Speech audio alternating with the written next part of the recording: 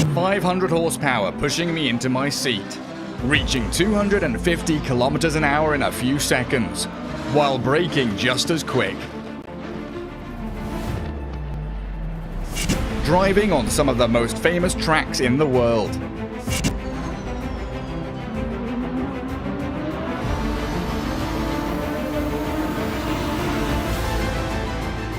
Driving bumper to bumper against great players from all around the world. Fighting for the ultimate prize. Being the real racer. The Real Race 2021. Sign up now. Lamborghini The Real Race is back with another round and another track live here for you in the broadcast. My name is Randy Butler, and obviously we got all the races live for you always on this channel, so you can't really miss out on any of them. Thanks once again to obviously ACC. That's the software we'll be using today. So the game that you're watching, that's Assetto Corsa Competizione. Also thanks to our partners Intel, Kaspersky, and obviously guys over at Secret Labs. Check out the Titan 2020, and you can check out the Titan EVO actually, the 2022 version coming up just next year, so make sure you're ready for that. But better be ready for some racing now, and obviously racing on your own is already boring. Casting on your own will be the same. So I got Lee Smith with me once again. Lee, I hope you're ready for action in Catalunya. Yes, thank you very much. I hope that's not a hint for like a race in 2 races time, where you may well be casting on your own. But yes, it's great to be here, Catalunya. We're in round 7. The question is, can anybody stop Jordan Sherritt? That has been the question all season long. As of yet, the answer is no. But we will see. Maybe today is the day. You never know, right? I heard he's just a human being. We're yet about to witness that ourselves, but maybe someone can stop him here in Catalunya. And last time, there was no one really having an answer to Jordan Sherritt and his blistering pace, but the Nürburgring race had many more highlights. Check them out. Lamborghini The Real Race returns for round number 6, this time at the Nürburgring, as the race is green and everyone's getting away quite well. Jordan Sherritt once again leading the pack. So far, no one really attacking him, and Chitrio dropped down a bit. Honzig up the inside. Let's see if they dive down to turn 1. Honzig gets spun around, and that will be it for him. He will drop down the order quite quickly.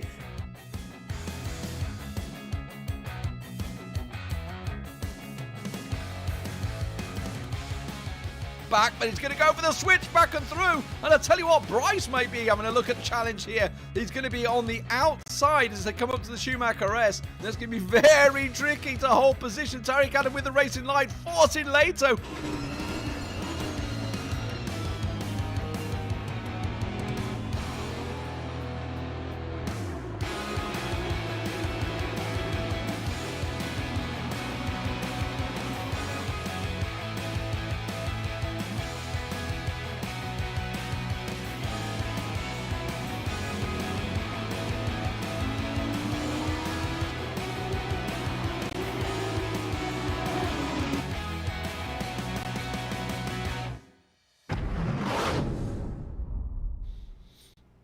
From the rainy, greasy, wet track at the Nürburgring in Germany over to hopefully a slightly more sunny Spanish track in Barcelona. Catalunya, that's where we are, Lee. And in case there's anyone out there that watched their first race now with us today, which is a shame, check out all the other races. What's the format, man?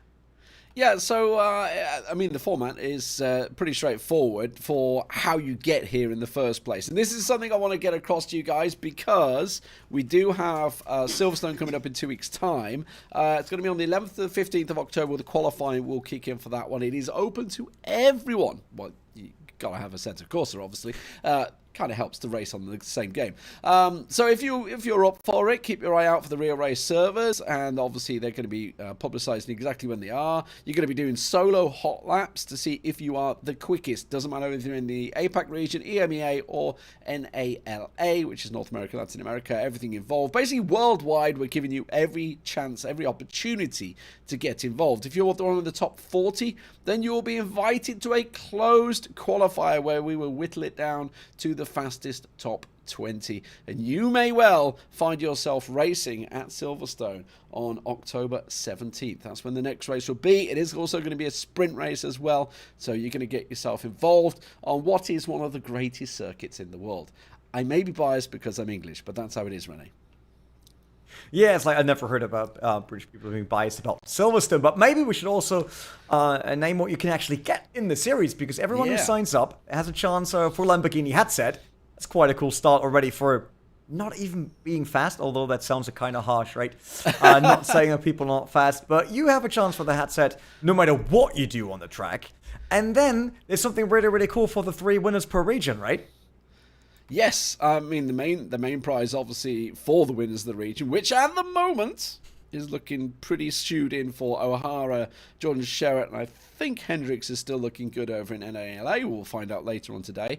They're obviously going to get invited along to have a go in the Lamborghini Huracán EVO. It is going to be a fantastic prize for them. They're going to be there with the race team as well. You know, so literally all the bells and whistles you as a sim racer could actually hope for to do it in the real job, and maybe become your real job. Who knows later on? Maybe they love you, so maybe they'll sign you on. Who knows? Talking about getting loved or loving something else, actually, we can describe you the car that you would be racing, and then we would need to use a lot of positive adjectives, and it will probably take 20 minutes, and you will still not get why we're so hyped about it. But so instead of trying to describe you the car that the winners could drive, let's show it to you.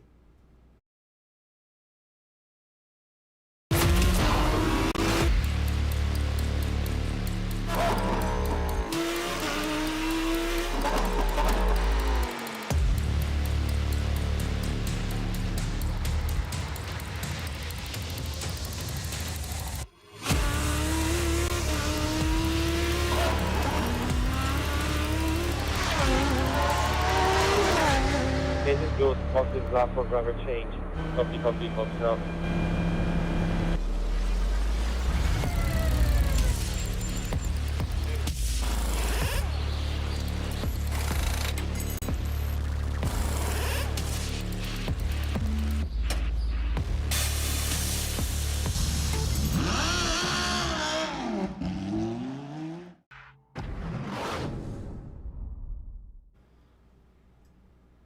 The Lamborghini Huracán Super Trofeo Evo 2.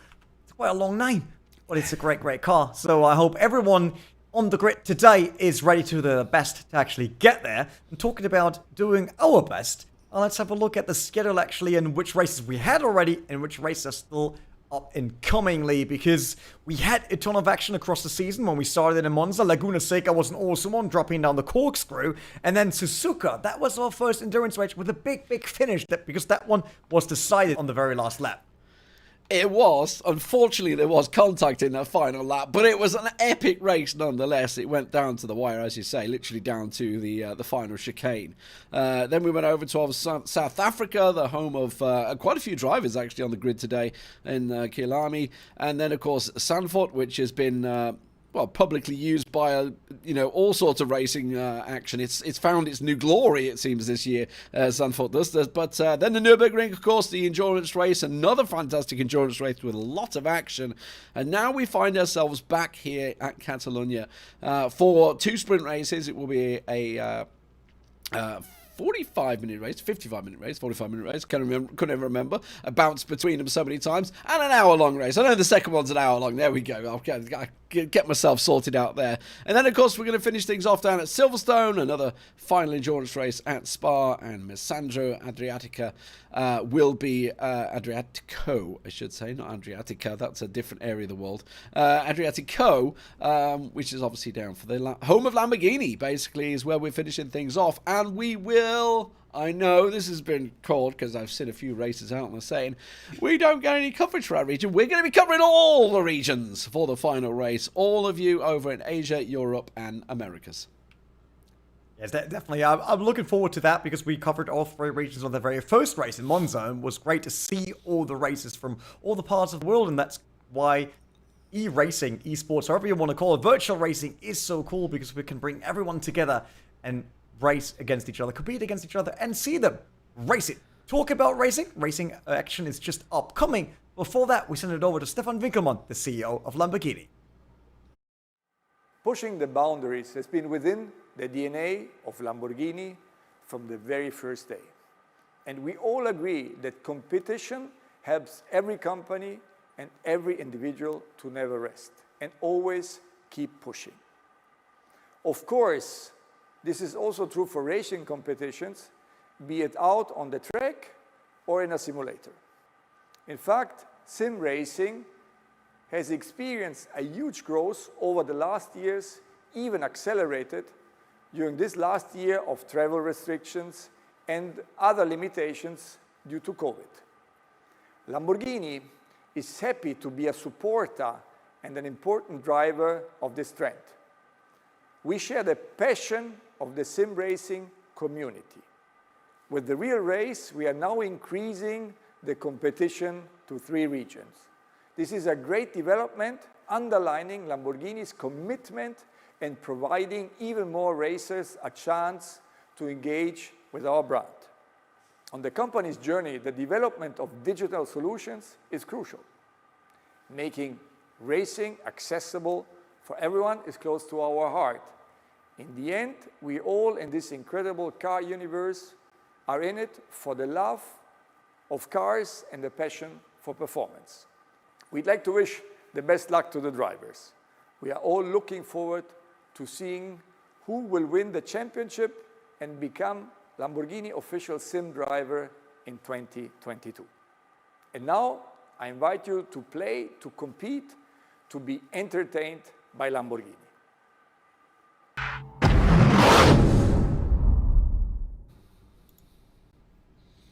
Everyone are ready to go to jump onto our next race, which is Catalunya, a track that's, I have to say, I probably more know due to MotoGP and everything that's running on 2 wheels there. Although all the sim races I had in Catalunya were an absolute blast. Yeah, absolutely. It's a fantastic track, no doubt about it. There's plenty of overtaking opportunities, which is what we want to see on these races. And of course, the beauty is we do have 20 cars racing on it today, so it's going to be a pretty packed grid overall. Yeah, first sector very fast and flowing, and then we drop down the hill, which is kind of a nice moment to set up for that uphill left-right, where you can go too wide. And basically I have to say, whatever you think about the last sector, the chicane is where it's at. Absolutely love it. And we have to really brake hard into a chicane, then pick up a tiny bit of speed again, and then all the momentum that you can carry on to the start-finish straight. I think that, with the first sector, is probably where we see most of the overtaking, but also where most of the time can be left, basically.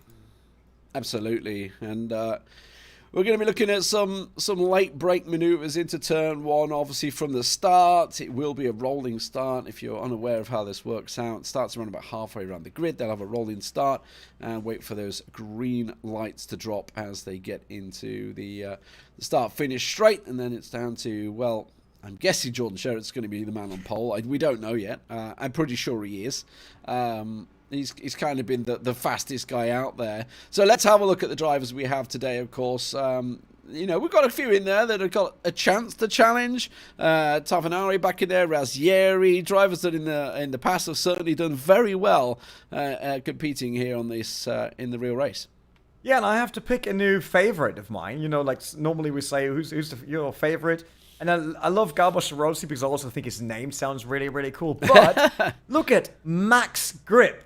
I mean, if that's his real life name, that's the perfect driver's name. And I will be his biggest fanboy for today. Roman Lipins, we had him in the previous race as well. Robin Hurik and Demasco Christian, also names that we saw previously. Rafael Alves, the Frenchman, we also had him in. So we're kind of now at a state where we know most of these drivers, but I have to say, Marcello Bonaccorsi, I think we didn't have him previously in any of the races so far.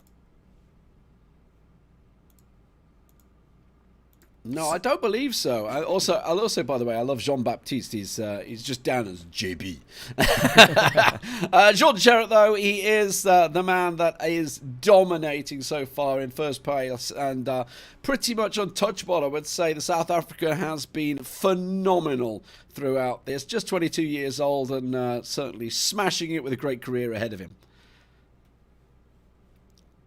Yeah, he was the deciding factor for every race. If he's not there, someone else is winning. If he's there, he is winning. One of the drivers that wants to stop him, obviously Luca Tavanari, the 27-year-old Italian. You're the right choice for a Lamborghini team, right? I mean, he would fit right in there with the car. He's doing well so far, 5th position overall, but he's missing that tiny little bit to finally get onto like the back of Jordan Sherritt and maybe even around it and lead the race. Yeah, he had issues. Every time we've been singing his praises, saying he's got a chance to get in there. He's made mistakes. If you think of Sandford, it definitely was the case. Tommy Rosieri had a fantastic race last time out, battling for second and third place, sort of back and forward, if you remember, with Giglioli. And a fantastic race in that one. So, yeah, superb stuff. So many drivers with chances in there. I can see Benjamin Baumann back there as well in third place. He's going to be starting things out. But the race is about ready to go. So I guess we should just get straight in there. The standings are going to come up, but I've got to be honest, we're going to be going over the line before we get there. The race is literally about ready to go. We actually get the standings first, and that's 313 points for Jordan Sherritt. I mean, we're not saying he dominates this just for the fun of it. He really does, and he's doing a great job. No mistakes so far while driving. I'm not quite sure, by the way, the race start you saw, if that will be the final one, because I thought we will actually get a new one. But in case we stay with it, I can tell you, everyone went through turn 1 quite nicely, but no, race control told us we will start new. That's nice, because we want to have all the action on your screens at home, and at least they get a, let's say they get a first test start. Maybe Roggieri now figures out how to get around Jordan Sherritt. Well, we'll see whether it's going to restart or not, or whether what's happening. But either way, we're going to go to a break, I guess, and we'll figure everything out. But yes, the main part is whether Jordan Sherritt can be stopped today. We'll see whether that's the case. We'll be back in a few.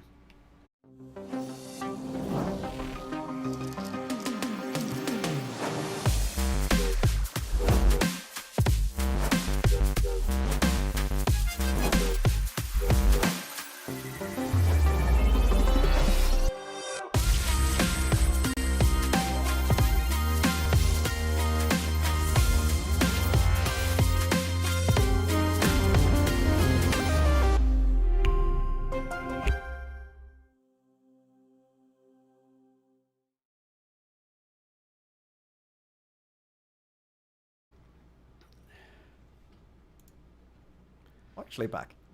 That was quite quick. Definitely. While I was still looking at the grid with the start that was going on in the background, and Lee, maybe we should mention that Roggieri in this test start, because they weren't supposed to start the session just yet, is leading Jordan Sherritt. So is that a first sign for things to come today? I mean, I certainly hope so. It is always a tricky start at Catalunya, of course, because you can sort of go through this weaving chicane. So I believe he starts on the inside, right? The second place does, which will give him an advantage. But either way, I mean, it is like a big sweeping corner through corner 2 and 3. So 3 is just like this massive bend that goes around. It's pretty much max speed bend, you know, pretty much flat out through the whole first sector until you get into that braking zone. So absolutely fantastic stuff. We'll find out whether they're going to restart or not, because at the moment they seem to be carry on going. But at the moment, yeah, it offers something that's potentially could be fantastic. Yes, I mean, I can understand that Roggieri is not really a fan of restarting, right? If you're leading in front of Jordan Sherritt, which probably no one did so far this season, then I wouldn't want to restart anyway, right? So he's just keep going. Maybe we should do radio commentary and just go through all of this. All right, okay.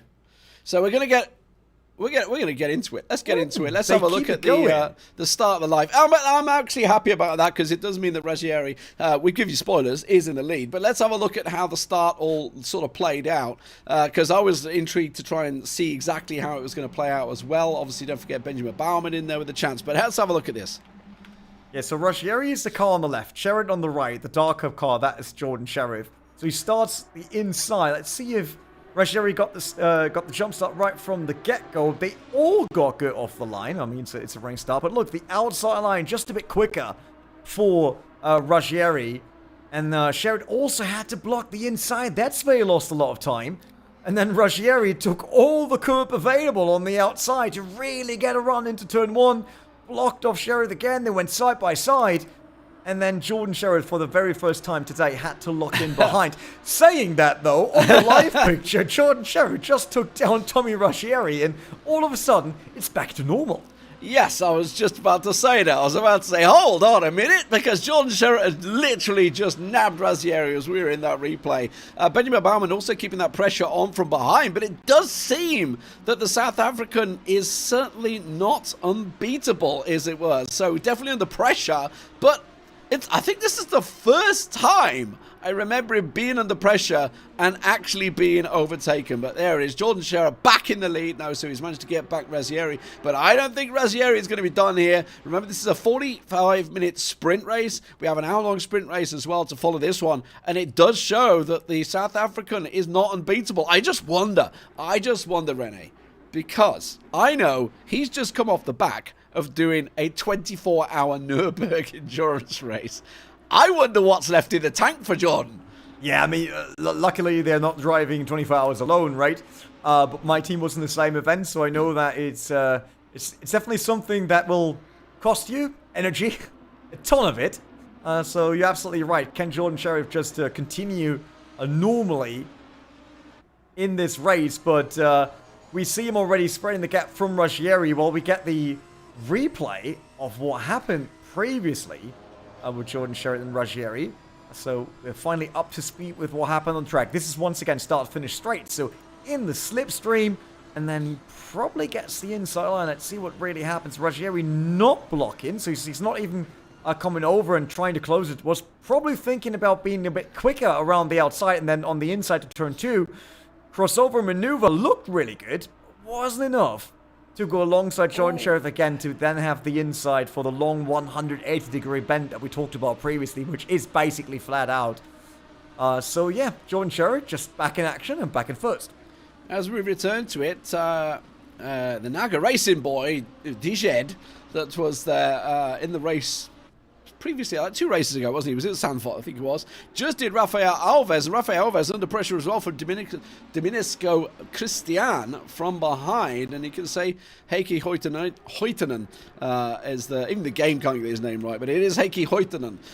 We are very well versed on that one. He's been involved in a number of races, also getting involved. This is all down 11th, 12th, and 13th. So a lot of battles going on down lower down the grid. Yeah, it's the same around Latau and then Kurjatsk. If I read that correctly.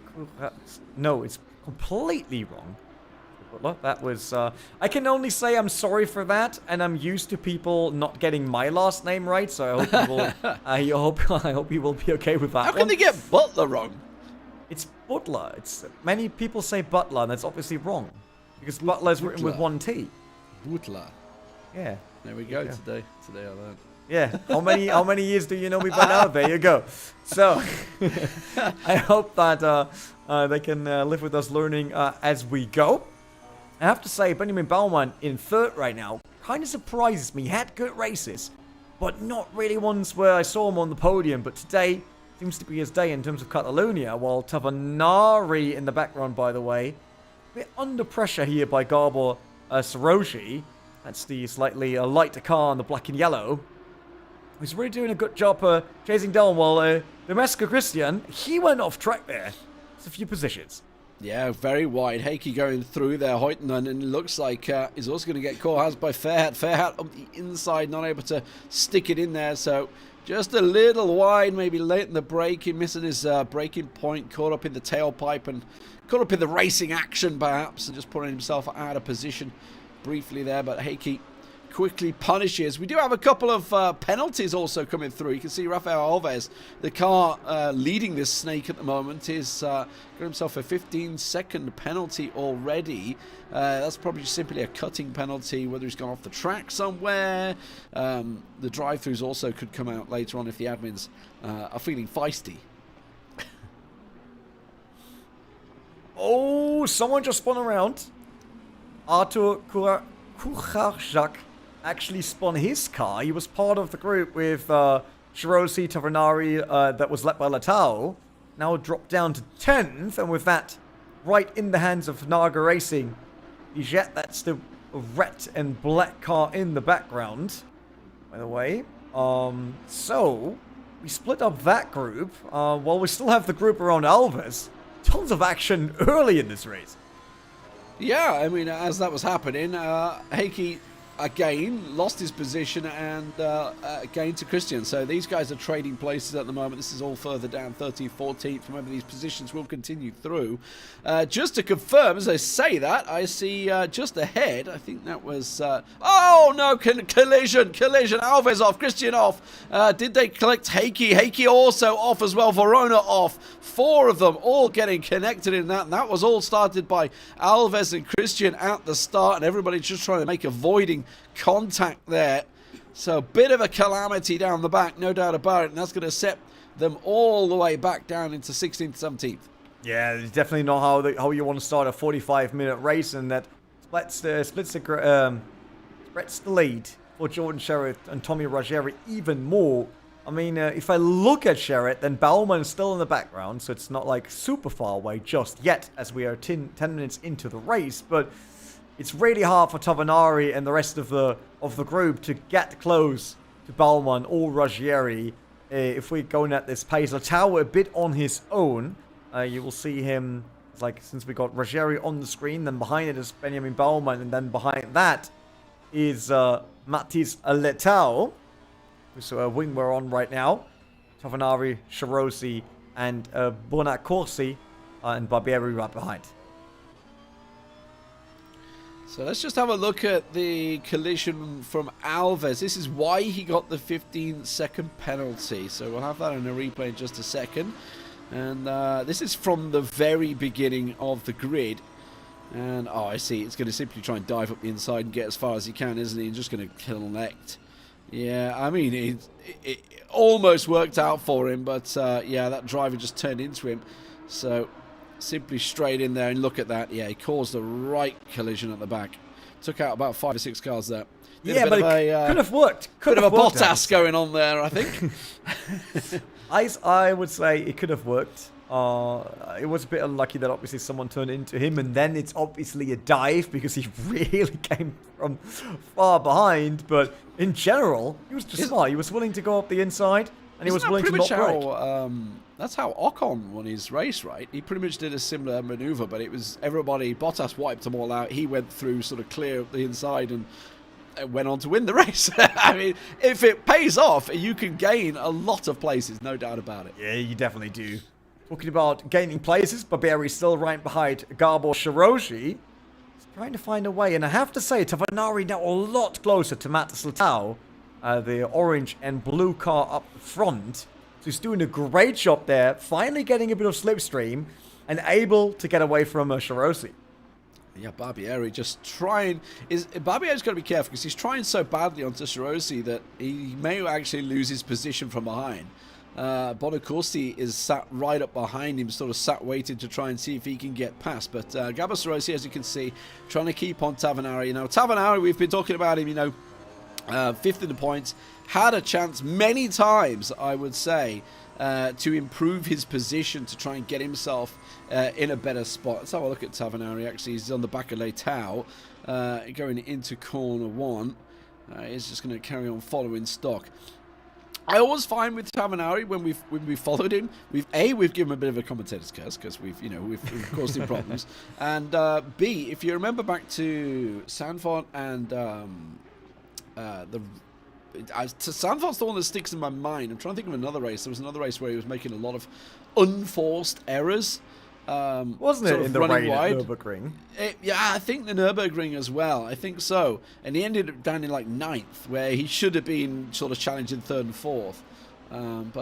Yeah, Tavanari, certainly an experienced driver, has raced in a lot of competitions, so he's going to try and put himself about. By the way, I've noticed with Letau's changed his name, because that used to have a umlaut in there, so I think he's changed it for broadcast. Thank you very much, Letau. Doing a good job there. Well, Tavanari showed himself for the first time up the inside.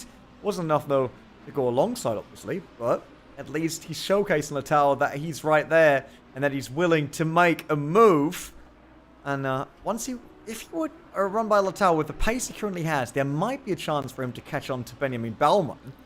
Because Baumann, a bit in the distance, Tavanari was really, really late on the braking there for the chicane. Nearly touched Letau on the back. We saw a bit of Robbins racing between Barberi and Bonner at the entry of the chicane. It is not an easy one. Like, you want to be late on the brakes because you can trail brake into it, but it's so hard to get it right. So this is when they connected earlier on, and they can see everybody just trying to avoid connection, really. Heike got caught up in it, trying to avoid Alves, and ended up getting clattered in the process. So, as I say, Christian's actually picked up a penalty for that one for taking Alves out. Alves was took out from behind, so it just sort of clipped him on the inside as they went into the corner. Yeah, the German not really lucky there into turn 1. A bit too risky, I would say. While we got Barberi and Bonaccorsi at 7th and 8th, with Gabor Sharosi, who is not keeping up with Tavanari, but at least he gets away from Barberi, so there's no one around him currently causing any problems. So Sharosi is the yellow and orange car in front of Barberi. Jordan Sherritt, by the way, now a gap of, what is it? Where are my gaps? Actually, 2.5 seconds race controls. That's quite a bit already. Barberi opening up the inside there, leaving the door open for Bonaccorsi, but didn't really dive in there just yet. Yeah, Tavanari right on the rear wing of the tower as well, it seems. As this time he may have a look at it. Certainly be doing much faster laps, and he's a great position now down the straight.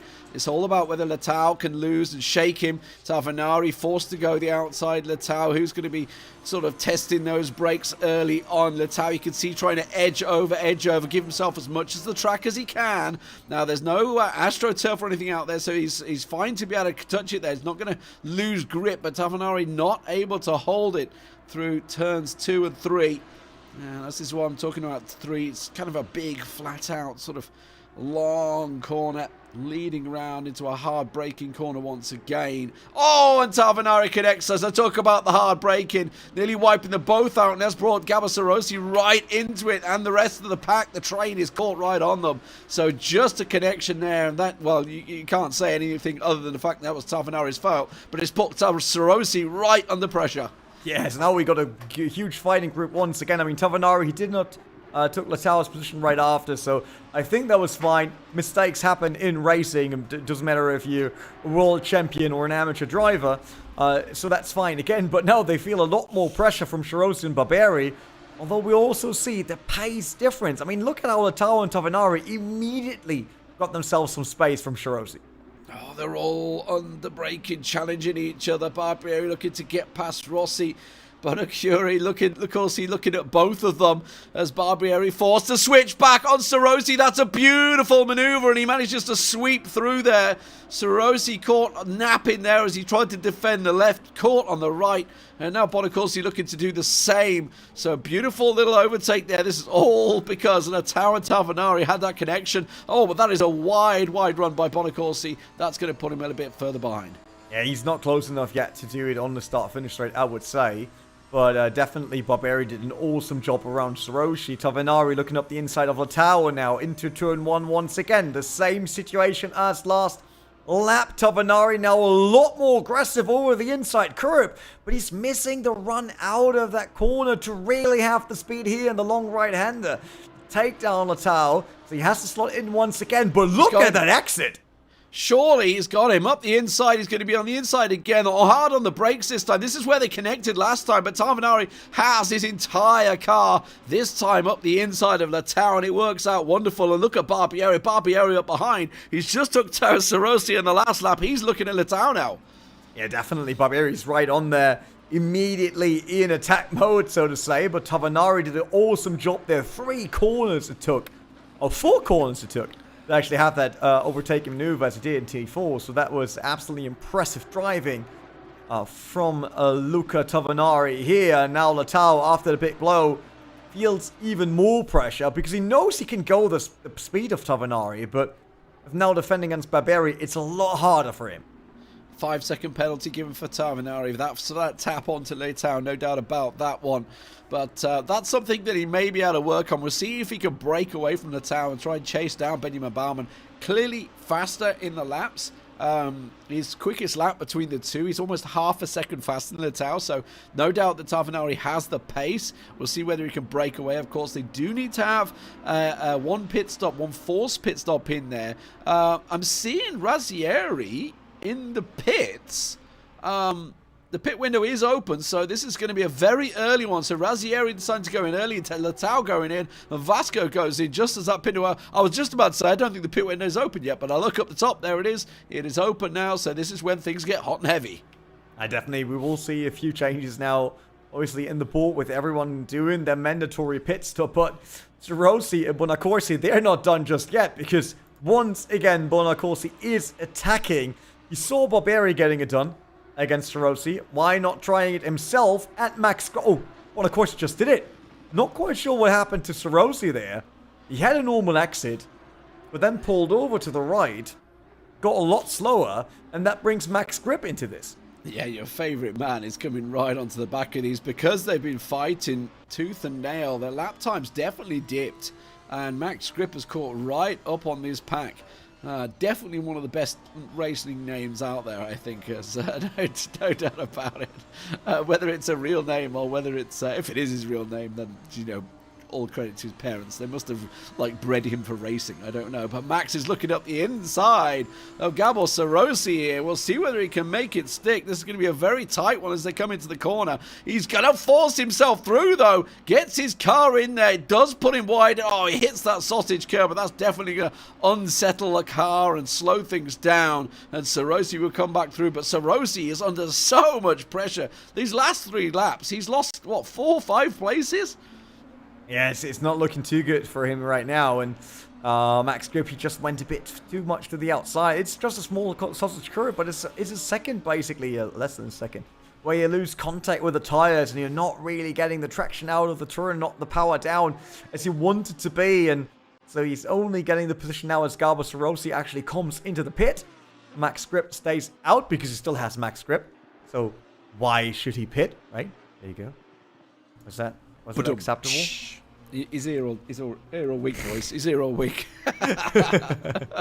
Let's have a look at a replay here. This is from the pit entry that Race Control maybe picked up here. So we'll see what's going out. This is this is JB Jean-Baptiste further down in 16th position.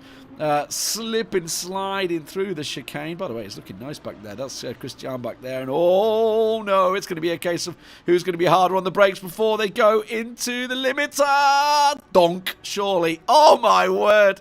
All hitting the limiter as late as they can. And Nenny needs to position his car as best he can in the pits. So that's the couple of pit stops coming through. Everybody's starting to stack them up. Yeah, I love that entry. That looked really, really crucial.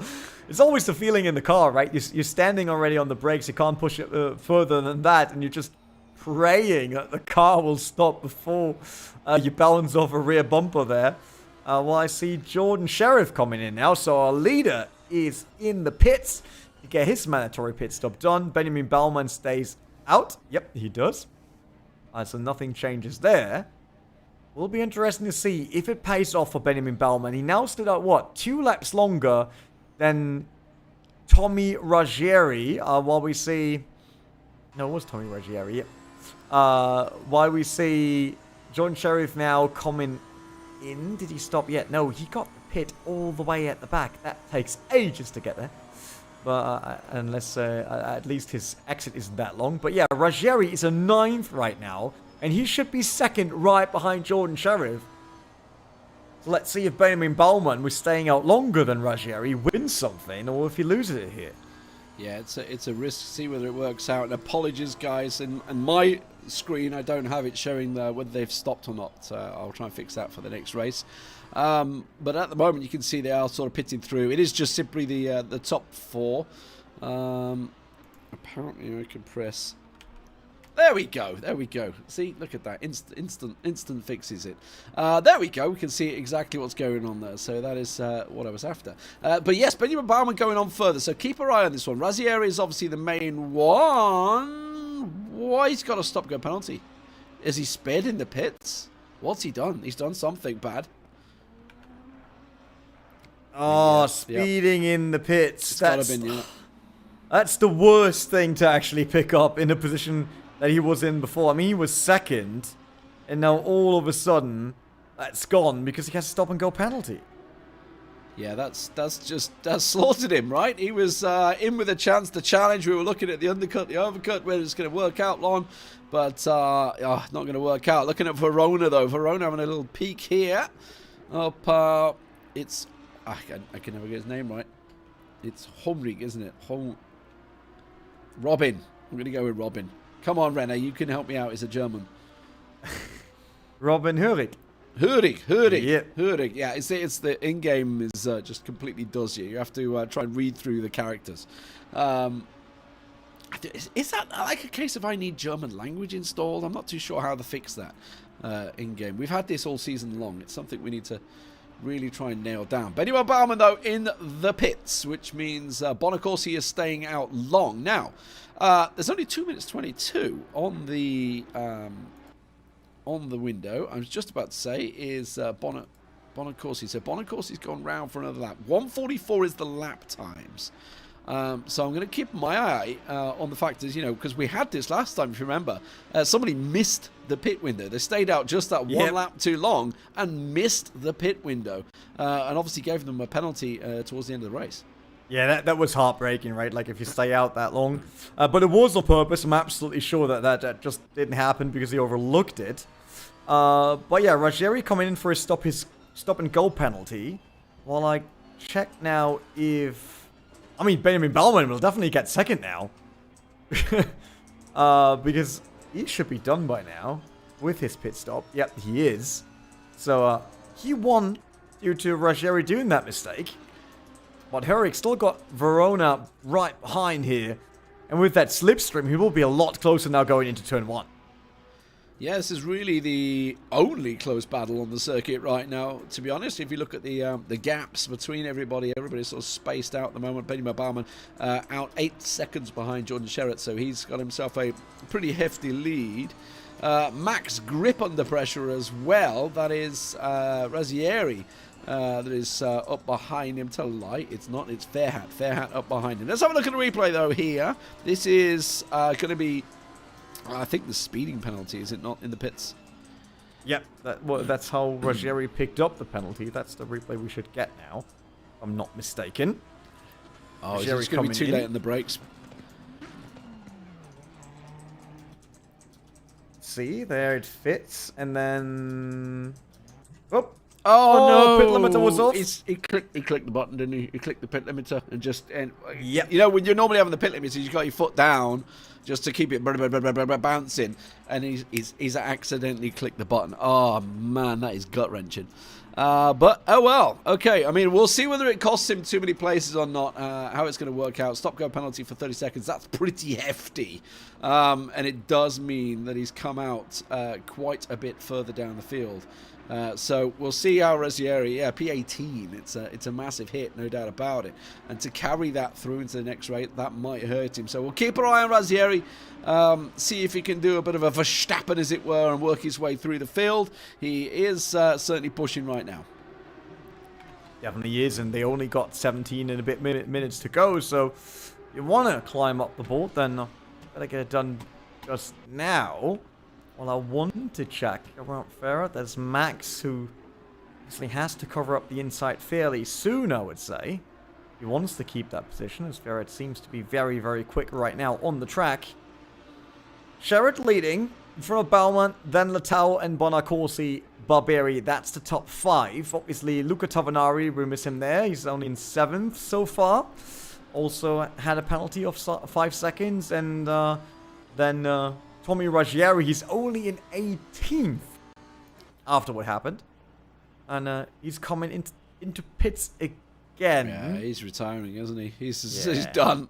Throwing in the towel. You know what? He'll have a 16-minute break, come back.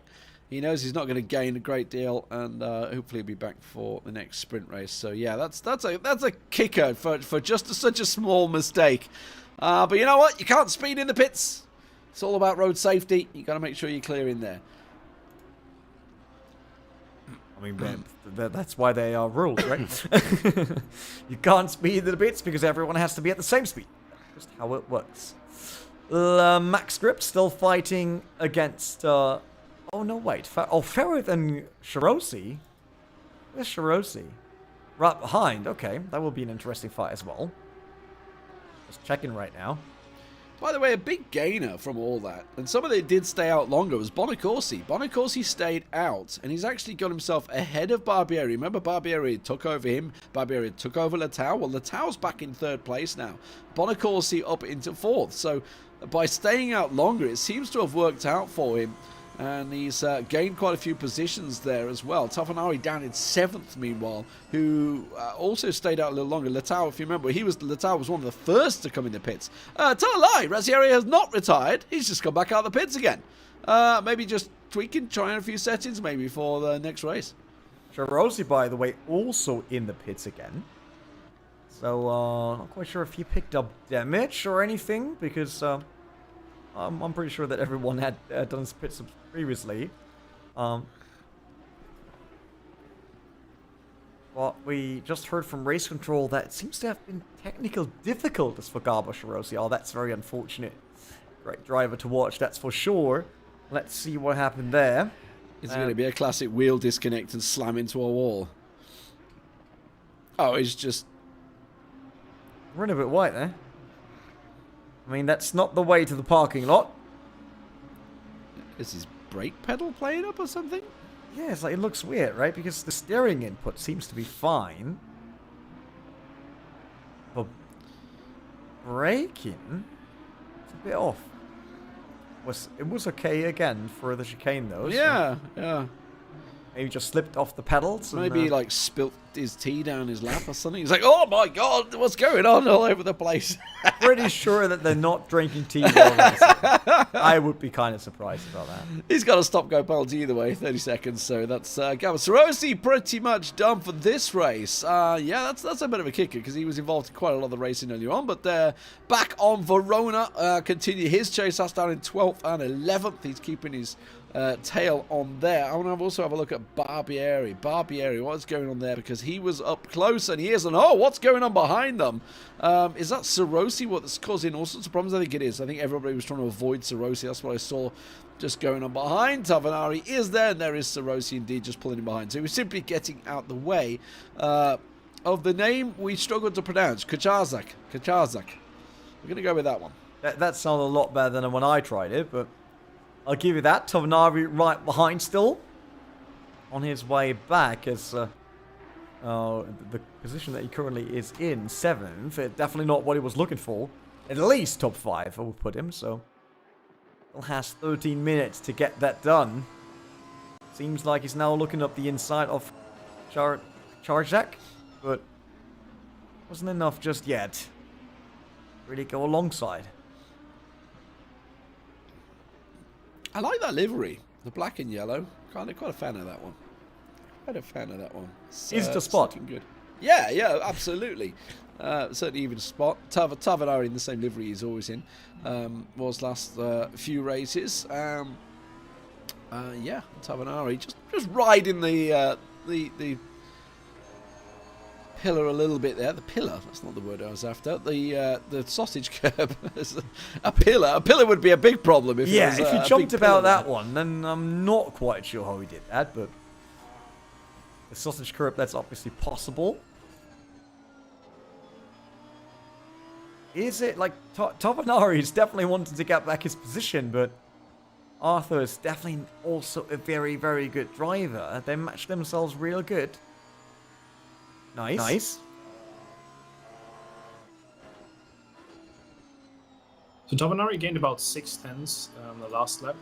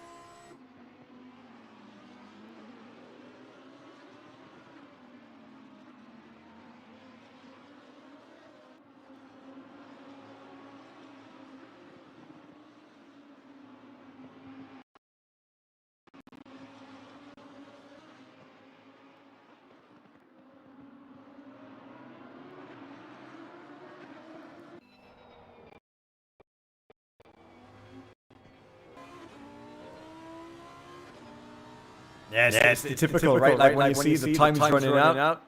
And people are willing to risk a bit more. Tovinari now once again in the slipstream. So inside is covered already. Would he run around the outside to get the inside on the next corner? No, Arthur's the first one to move out of the way, but Tovinari way too early on the brakes there. I mean, he wants to be safe. And that really pays off for him here as he had the better entry.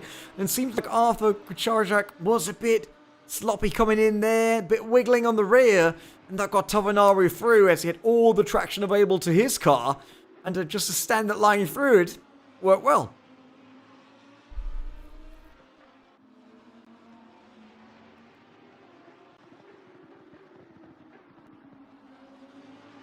We can't hear at the moment, Lee. Lee, Muted the wrong thing. There we go. As I was saying, apologies for that. Tovinari, we know he's got it in him, but he's now 4.5 seconds down the road from Barbieri, so he's got a lot of time to try and make up within, 9.5 minutes to go. So it's a lot of work for him to try and catch further, but we know he has the pace. The question is, can he get it done? Can he get it down? And it does seem for me that Tovinari, while he's quick on the laps, he just lacks that little consistency and makes a small error, basically like me, as I like to say, but he's a bit quicker than me. But he's quick and he's got the pace, but he will just, occasionally that inconsistency will kick in. He'll make a mistake at a corner, and then suddenly it sets him all the way back again. Yeah, let's see if he can catch Barbieri for 5th position. Oh, the gap is fairly big right now, and Latau under a lot of pressure by Bonacorsi right now. Bonacorsi up the inside into turn 1. And that seems to be enough. Oh, they rob a bit, but Latau goes off back on the track. Nearly loses control there. Luckily not crashing into Marcelo Bonacorsi. And with that, Latau dropped down to 4th, bringing Barbieri back into this. And Barbieri probably has a bit more momentum coming around the corner there. Not enough yet to really go alongside for the uphill right-hander. It looked like he was trying to almost go a little bit wide, trying to avoid Latau there, trying to make sure he didn't catch onto him. But nice move from Bonacorsi. I mean, he was up the inside. He had all the pace. I think Latau just didn't expect him to be there. Let's have a look at a replay, though. This from just a few moments ago. That should be Verona into P11. Oh, he finally did it. He got past Huring. So it's going to be a straight up down into turn 1 outbreak. Do Hurig there, we saw him trying it a couple of times, right? This time it looks like he's going to get the inside line. Yeah. Okay, so no, it's round the outside. Oh, that's the way to do it. Yeah, lovely looking maneuver here. Look at this. That was really cool. I think they tapped slightly though. I think Robin Hurig, the rear quarter panel of Verona, but with that context, still fine. Absolutely great showcase of skill that we had here. While previous Ken actually thought that Barbieri might rear end Mathis Latau. Luckily they didn't. But Latau are definitely not up to the pace of Bonacorsi right now, and instead will have to defend his 4th position against Carlo Barbieri. Yeah, look at the drag that Barbieri is getting down that straight. Letao not shaking him out of the toe.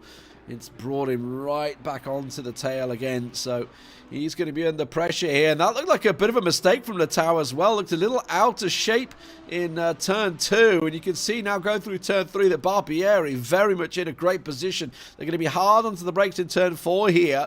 So Barbieri looking to try and force Letao wide. I think he was trying to get a bit of mind games in there and go for the switchback. And it may have worked. Letao does continue wide. He's done this a few times. He's going to be in alongside him here. Will be able to switch back into position. Letao again will go wide, and there's Barbieri side by side. I don't think he's got enough car to try and get through the inside here, because Letao will have track position, but no, Barbieri makes it, forces it, gets the elbows out, and gets it done.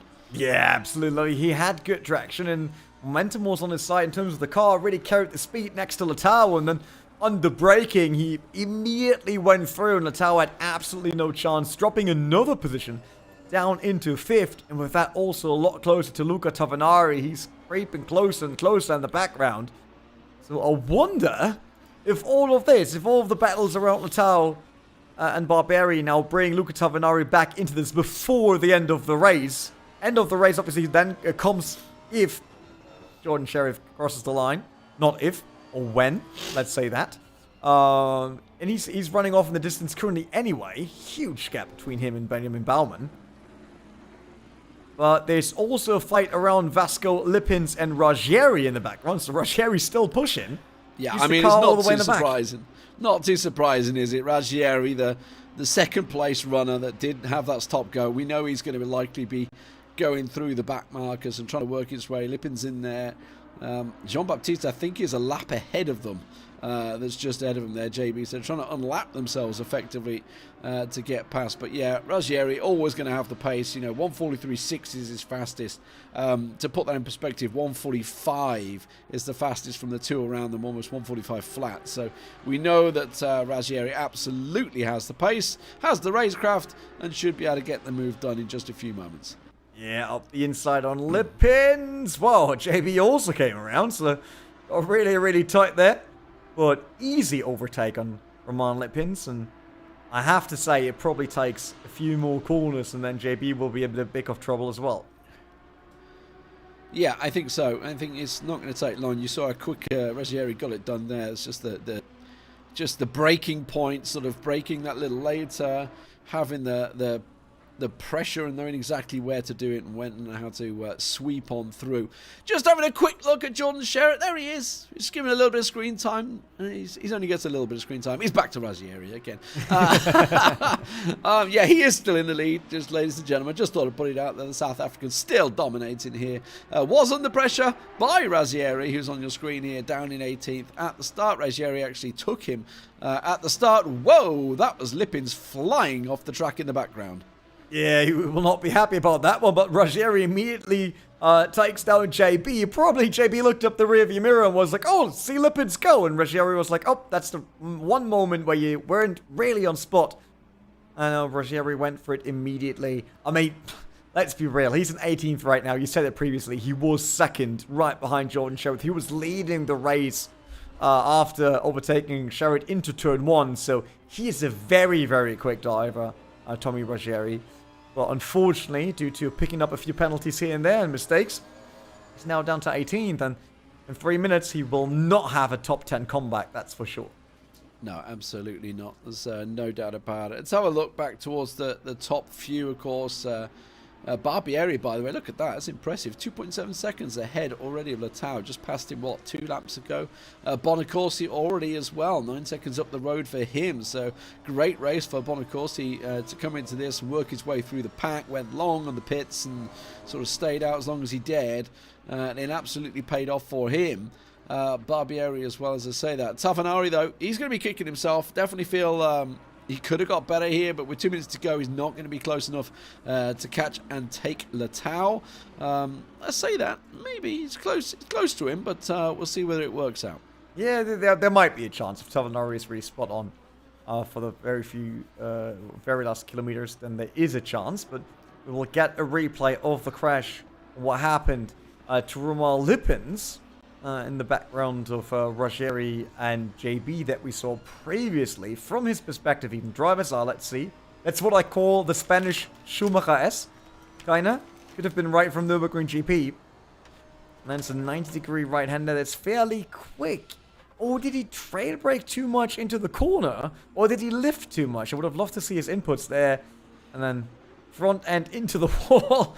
Yep, half a spin, 2 half spins for our guests and spectators at the track. And obviously cost a ton of time. And now down to 19th, only Garbo Strossi behind that. Is Verona dropping right now? Verona, nope.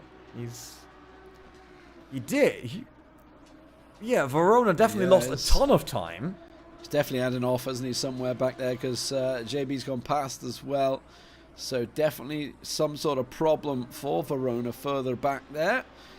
So a bit of an incident off track, I guess. But we coming into the final lap here. Let's have a look at Jordan. Where is his position? So we are going to have one more lap, it seems. I think he's going to get over the line. No, to the light. He's already just been over the line. So this is the final lap now. He's only going through turn 3 and 4 at the moment he was. So final lap coming through. Letao under pressure. Still Tavanari on his tail, but it's a second down and it's not going to happen sort of this lap, I don't feel, as they go through the last few corners.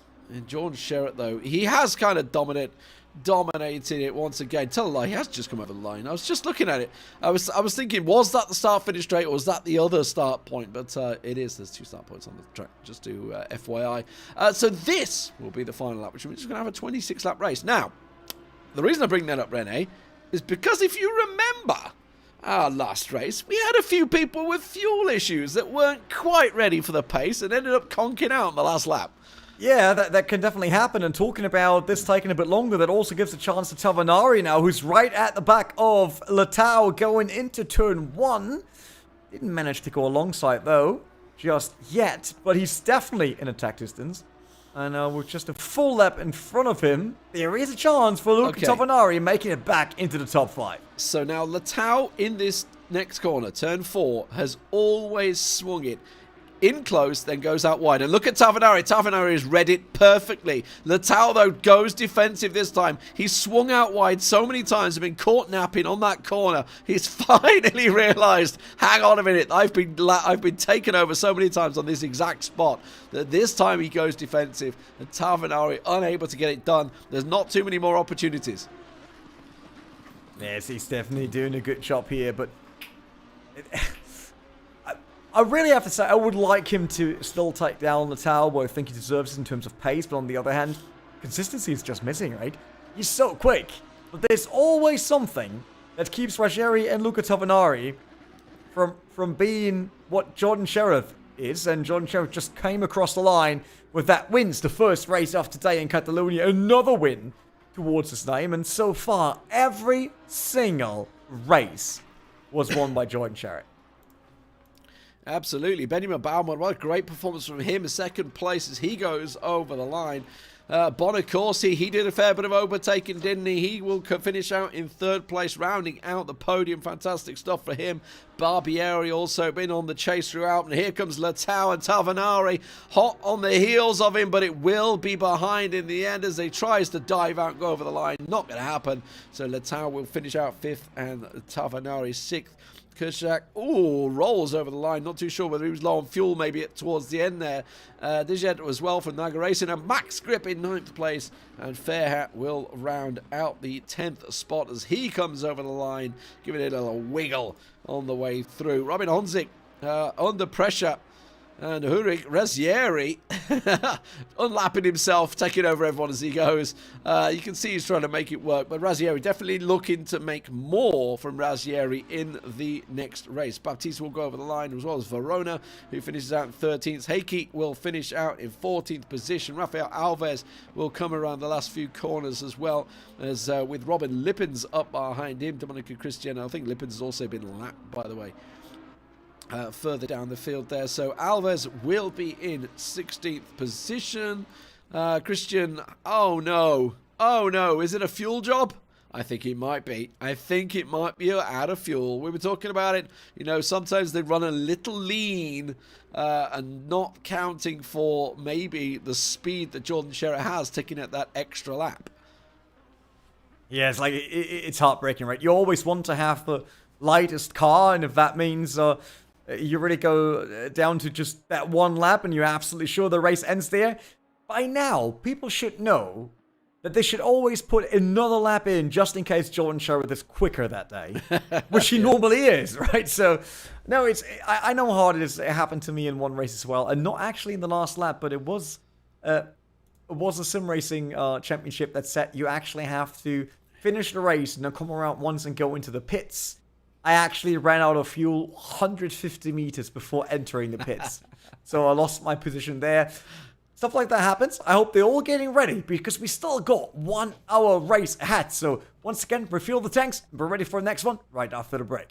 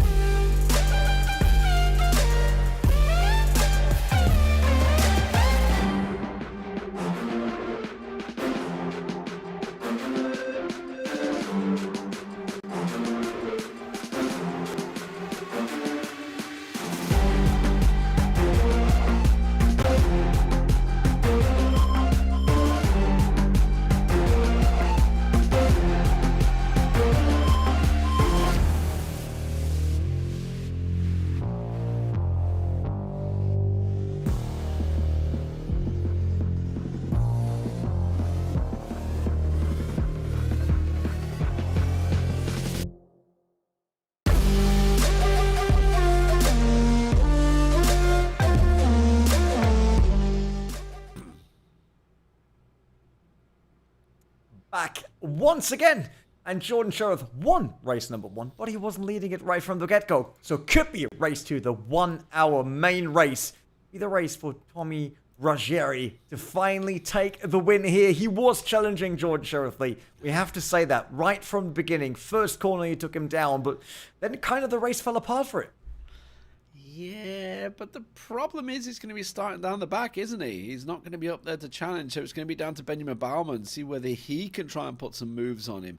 Was very close to also taking Sherritt. If you remember, when the Sherritt went wide, Ruggieri went through, and Benjamin Baumann almost snuck through at the same time. So definitely going to be interested to see if that can work out. And then, of course, we're looking at the battles further down the field. Can Tavanari keep it together? Can he keep his pace going? Obviously, what was his name? Bonacorsi. Bonacorsi certainly did very well throughout that, getting himself third place. See whether he can maybe improve and put a bit of pressure on. Who knows? These guys certainly have all got the lap times in them, but they need to keep them consistently fast. And that's what Jordan Sherritt does so well. He's not only fast, he can consistently keep fast. And he can also just keep the pace of not needing to go for like the best lap every time, but consistently keep quick paces in there. And just lap after lap after lap. He's an absolute Terminator, no doubt about it, in this series. And I just want to look at the battles further down the field as well, I think, because we've had some very interesting races. Certainly, if I think of positions sort of in there, he's not actually in it. I don't tell you, Gabba Sorosi is in there now. So Gabba Sorosi, well, I want to look at what's going on with him and Letao. We always seem to have overtakes or incidents in and around them. I don't know if that's a good or a bad thing to say, but generally they're getting either overtaken or they're involved in something that's happening. So I want to keep my eyes on them as well. Yeah, they put on good action each and every time, right?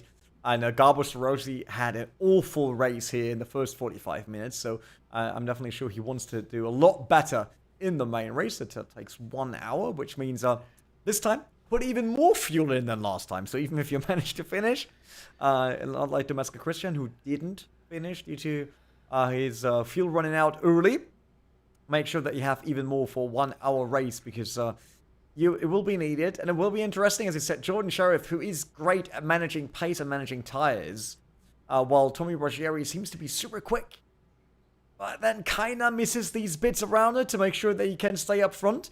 Same for Luca Tavanari. He's a top 5 overall driver, but barely made it into the top 5 this time. No, he didn't. He didn't took down Letao, so he came 6th, which means he's even one spot out of the top 5 in the very first race. So I'm absolutely sure he wants to make up for that, and I have to say, it's not the pace. It's just keeping it on there and not getting any penalties. Yeah, in terms of entertainment value, I think watching Ruggieri is probably going to be the one we're going to be watching the most throughout this. Even in warm-up right now, they're just getting used to the fuel. He's just done a 1:43.8. We know he's got the pace. He's a very quick driver, and the fact that he's going to be further down the grid because of the stop-go penalty he was forced. If you missed it, guys, he got a stop-go penalty for speeding in the pits. Actually disabled his limiter briefly, which is what sped him up, because obviously you're normally riding on the limiter as you go in the pits. So a misfortunate accident, no doubt about it. Just probably you misclick on his wheel, and that's what's caused it. So it's absolute kicker, no doubt about it. For that to happen is because he was running, he was battling. It was up there with the podium positions. Whether it was going to be first, we don't know. He'd already lost that lead to Sherritt, but almost certainly second was his. That's true. I mean, Benjamin Baumann was good, but he's also kind of under the radar nearly every single race. Right? We had one race where Baumann was a bit more on the broadcast because he was fighting, but normally he's running his own race and doing well while doing that. But I'm happy to see Benjamin Baumann do so well. Ordinarily, we see him qualifying in and around like 10th. Yeah. And then doing very well in the race and getting up to like 5th or 4th or something like that. This time, it seems he's qualified well.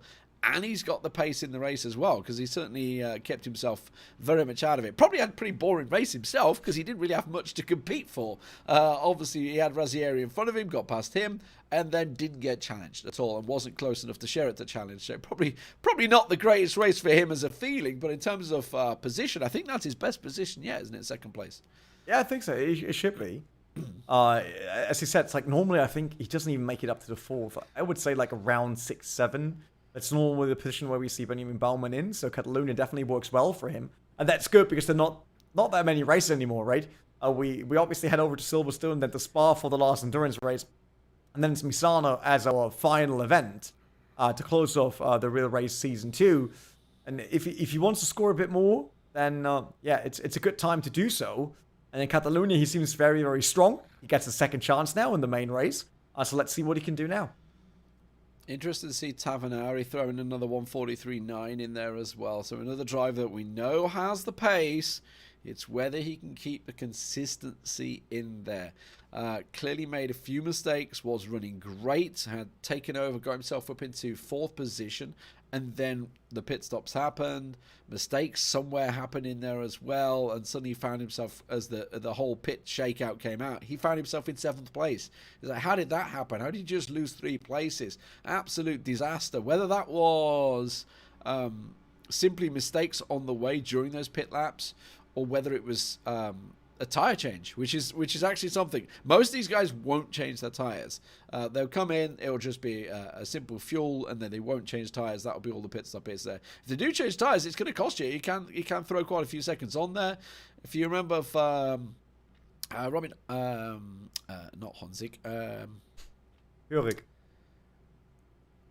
Honzik is Jaroslav Honzik. That's yes, Jaddy. Jaroslav. It was Jaroslav Honzik. I was thinking of the last race. Jaroslav Honzik. Okay. He was running great, but had a tire change in the pits, and he suddenly lost like 3, 4, 5 positions because of it, just because nobody else changed tires and he did. So yeah, so we've had it before. It's not something new. So gotta keep our eye on that when the pits come around. But the session is about to get underway. Yeah, we got all the drivers at the grid. Last setup changes they can do now, and refuel. We said that a ton times, but we better do, making sure that everyone makes it to the finish line. But yeah, if they want to change their setup from qualification to race or have minor adjustments, as it seems like we're at the late time of the day, first of all, and we have been right around noon in the previous races. Now the sun is a lot lower down. It is a bit hotter on the track compared to what we had in the previous session, but it's also more cloudy. Yes, and it's going to be all about the start. As you can see there, Benjamin Baumann, he is going to be alongside. Will be on the outside of the track, of course, with Jordan Sherritt on the inside, which is going to give Sherritt a real chance. I'm going to keep my eye also on Bonacorsi, who certainly put a lot of work in to get up into that 3rd place podium position. So fantastic work from him. I want to see if he's going to challenge. I think he's going to be putting some moves onto Baumann at the start. Yeah, we'll see. It's like, as a driver, I absolutely love the start. Man, there's so much adrenaline, and there are cars left and right, in the back of you, in the front of you. Absolutely crazy times. And there you see drivers that are willing to risk a lot. And the best ones are the ones that can risk a lot, but also know when to actually step back and not throw away a good start. So let's see how Baumann can do right next to Sheriff here. Yeah, so obviously Jordan Sherritt starting out, the race winner of the sprint race. And the race winner, I think throughout the season, I'm not too sure if anybody else has won a race, in fact, throughout this season. Other than Jordan Sherritt, it's been kind of dominant, no doubt about it, the massive points leader. But for Benjamin Baumann and Bonacorsi, this is a chance to get your name out there and give yourself a bit of a shining moment on that podium as they get themselves set and ready to go. All right, down to the start in front stretch for the last race of today in Catalunya. As we go green, and once again, it seems that Jordan Sherritt did not have the best start at all. Benjamin Baumann right next to him, behind Bonacorsi and Barberi. Also too wide, but Sherritt now creeping to the front. Baumann doing the same move as Roggieri did in the first race, trying around the outside. Sherritt is still in there. It seems like they touch. No one's sending wide. That's very good, but Baumann lost a lot of speed there. Look how he drops behind Jordan Sherritt now, and he tips Sherritt on the back. He goes wide, takes out Barberi. Both go off the track, and all of a sudden, this race is as open as it gets as Jordan Sherritt is not leading. Wow. Yeah, no doubt about it. Contact from the back there. And probably a penalty to show. So Bonacorsi at the moment is going to be absolutely delighted with that, because if Baumann has to serve a penalty, he's going to be looking at the race lead. He was under pressure from Barbieri as well. But look at Lettau. Lettau getting in there. Oh, I think that's Tavanari maybe just gone off the side. It was. Luca Tavanari also gets tapped. Oh, Lettau. Look at a dive on Bonacorsi. Bonacorsi having to go defensive, making sure he doesn't get connected. And that's brought Benjamin Baumann all the time in the world. So Tavanari also knocked off. Oh man, this guy cannot get any look in these races. It definitely can't, and it seems like everyone going crazy now that they know that Jordan Sherritt isn't currently leading, and that they're looking for a new king of the hill, basically. And it looks like Benjamin Baumann is in a great position with Bonacorsi and Lettau right behind, but we don't know what will happen to Benjamin Baumann after... Through. Oh, Ruggieri's through on Hurek. Yep, that was a good maneuver He's here. up to 10th already. He It's has just so had quick. a fantastic start. I mean, we were talking about, obviously, position gains, and we were expecting him certainly to do very well with that. Well, Razzieri has gained 10 places off the start. He is going to be licking his lips. He's got Tavanari behind him. He is in a fantastic chance, with an hour to go in this race, to really hunt people down. Yeah, it's looking really good for Ruggieri, and I think Farif will soon be looking at the back of Ruggieri's car. That's quite sure. Well, Gabasarossi. Look how close that gets behind Gabasarossi. Lippins really had to get out of the way there. Yeah, Jordan Sherritt, he's got to be carrying damage, no doubt about it. He got sent sparring. Look at the side of that car. He's got dents all over it at the moment. Gabasarossi, though, is going to keep challenging Jordan Sherritt. Let's see what he can do, whether he can limp this one home. Down in 13th position right now. Of course, we'll keep our eye on him, because he's certainly going to be working his way through the field. But a pit stop may well be required to repair some of that damage. Yeah, it's very unfortunate for him. Like, is that really the first race we see Jordan Sherritt not winning? Or can you really have a massive comeback? Because it's a 1 hour race. It's 50 minutes longer than the previous one. And so far, he's a bit slower than previously, but he's still going strong. Yeah, let's have a look at the start of that race again, because it certainly gets very tight. So Jordan Sherritt, the car on the front on the left there, he's going to get challenged out. And it's Benjamin Baumann. It's not on the first gun. You can see Benjamin Baumann trying to take the racing line, going as wide as he can, tries to cut through. That forces Sherritt to go nudging it a little bit. Then you can see the cars behind. They get a little slippy. Bonacorsi, Barbieri as well on the outside. There goes Sherritt. It's Barbieri. That's where the damage to Barbieri got caught. He connects into Sherritt on the side. And as you can see, he tries to join. Sherritt delicately joining there. Verona, Vasco, Christian all swerving, trying to get it out the way. Then, just the next corner in, Tavanari got collected. So he finds himself down in 16th position as well.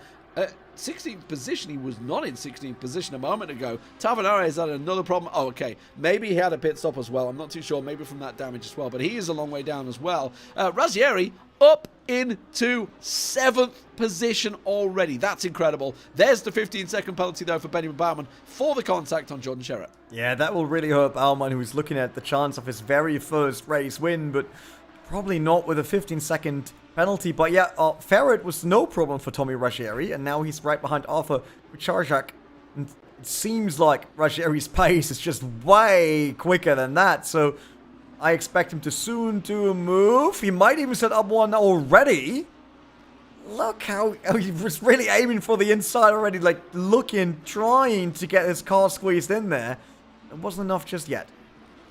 He is carving his way through the pack in Razzieri. I think this is just about played out as best as he could hope to try and maximize his points. He is the closest points-wise to Jordan Sherritt.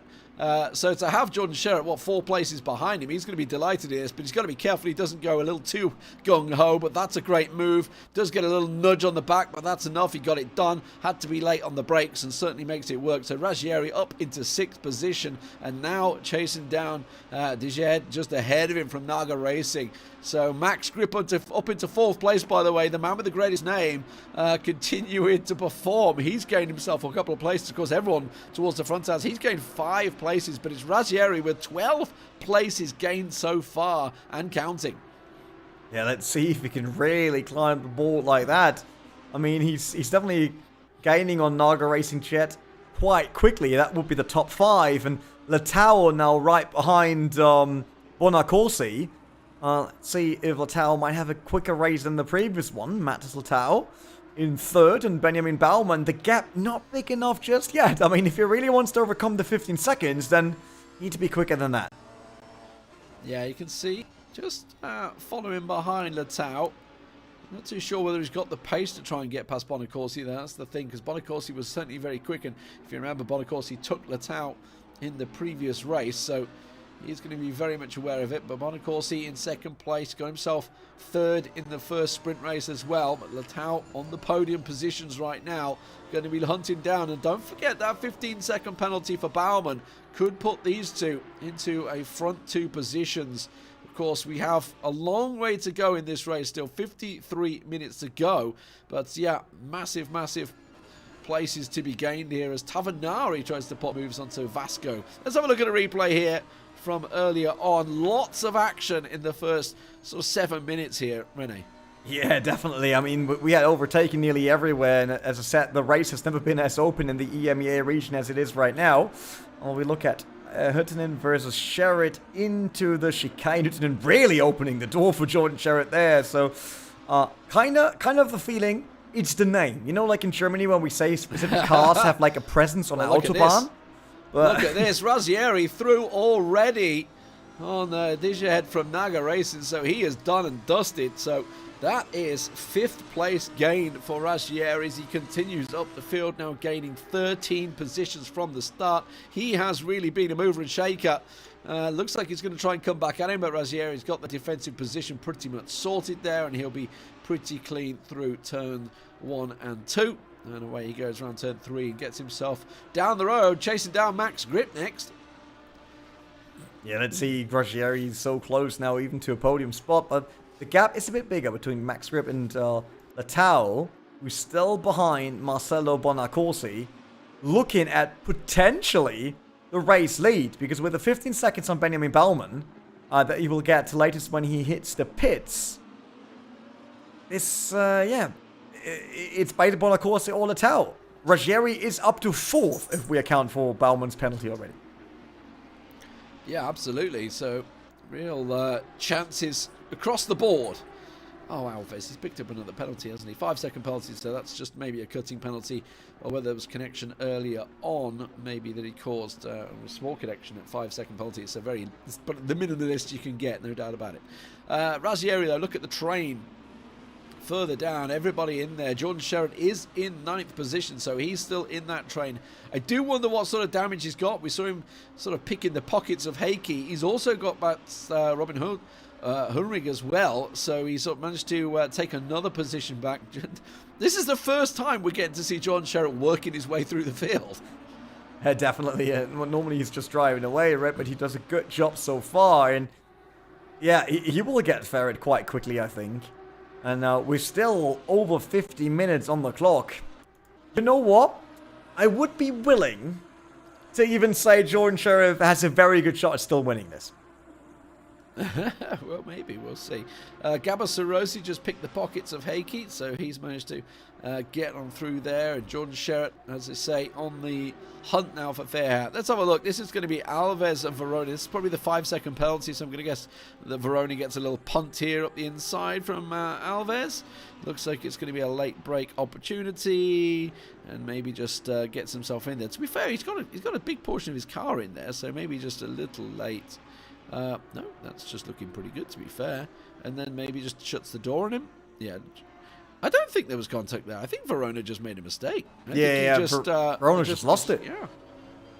I think there's nothing else to say about this. Like, Verona just lost it, and off went the car, basically, on the inside of... I forgot his name. Of Alves, obviously. So, the penalty you probably picked up elsewhere. Jordan Sherritt looking to take his way through on Fairhat. He's going to go up the inside, maybe. No, decided not just yet, but certainly gaining ground. Down in 9th position at the moment after being put off the track and taking some huge damage in the side there as he goes through. P10, that is Gabba Sarosi, who actually had taken over Heikki just a moment ago. And Gabba Sarosi looking like he's going to get it done. Jordan Sherritt, meanwhile, in the same position, also gets it done. So he's managed to work his way through past Fairhat, and now he's chasing down the line. Speaking of down the line, let's have a look at Tommy Razzieri. He's got himself some clear air, and he's gaining on Max Grip, isn't he? We were talking about that gap. It's down to 3 seconds already and counting. So he is working his way through the pack. But it's Jordan Sherritt we should keep our eye on as well. It's a very interesting race with what was essentially number 1 and 2 from the first race being further down the field. It's a bit of an homage. It's almost like we got a reverse grid going on here, Rene. Yeah, you know that, Lee. I'm a huge fan of reverse grid racing. Indeed. So more than happy to see Jordan Sherritt now being more on camera because he deserves it for his driving, but it normally lacks a bit of action with him just being super quick and consistent.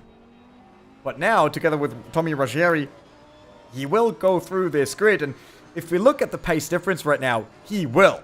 There's no way that we won't see a few more overtakes by Jordan Sherritt. Absolutely.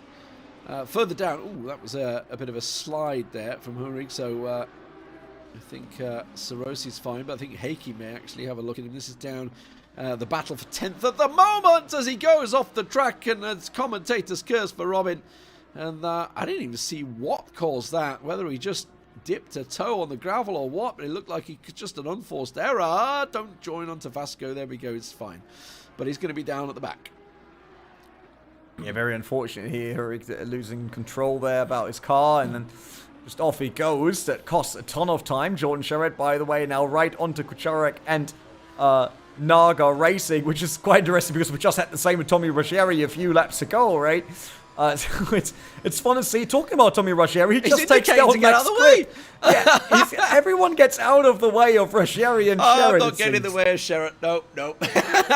He's just like, yeah, you go through. I'm going to get out of the way. It's almost like he's getting blue flagged himself. He's just gets out of the way of it. Wow, incredible stuff. You didn't quite catch it because we were looking at the replay, but yeah, that's Fairhat's just like, nope. Sorry, Kushizak just literally indicated left and says, Sherritt, go through. You are faster than me.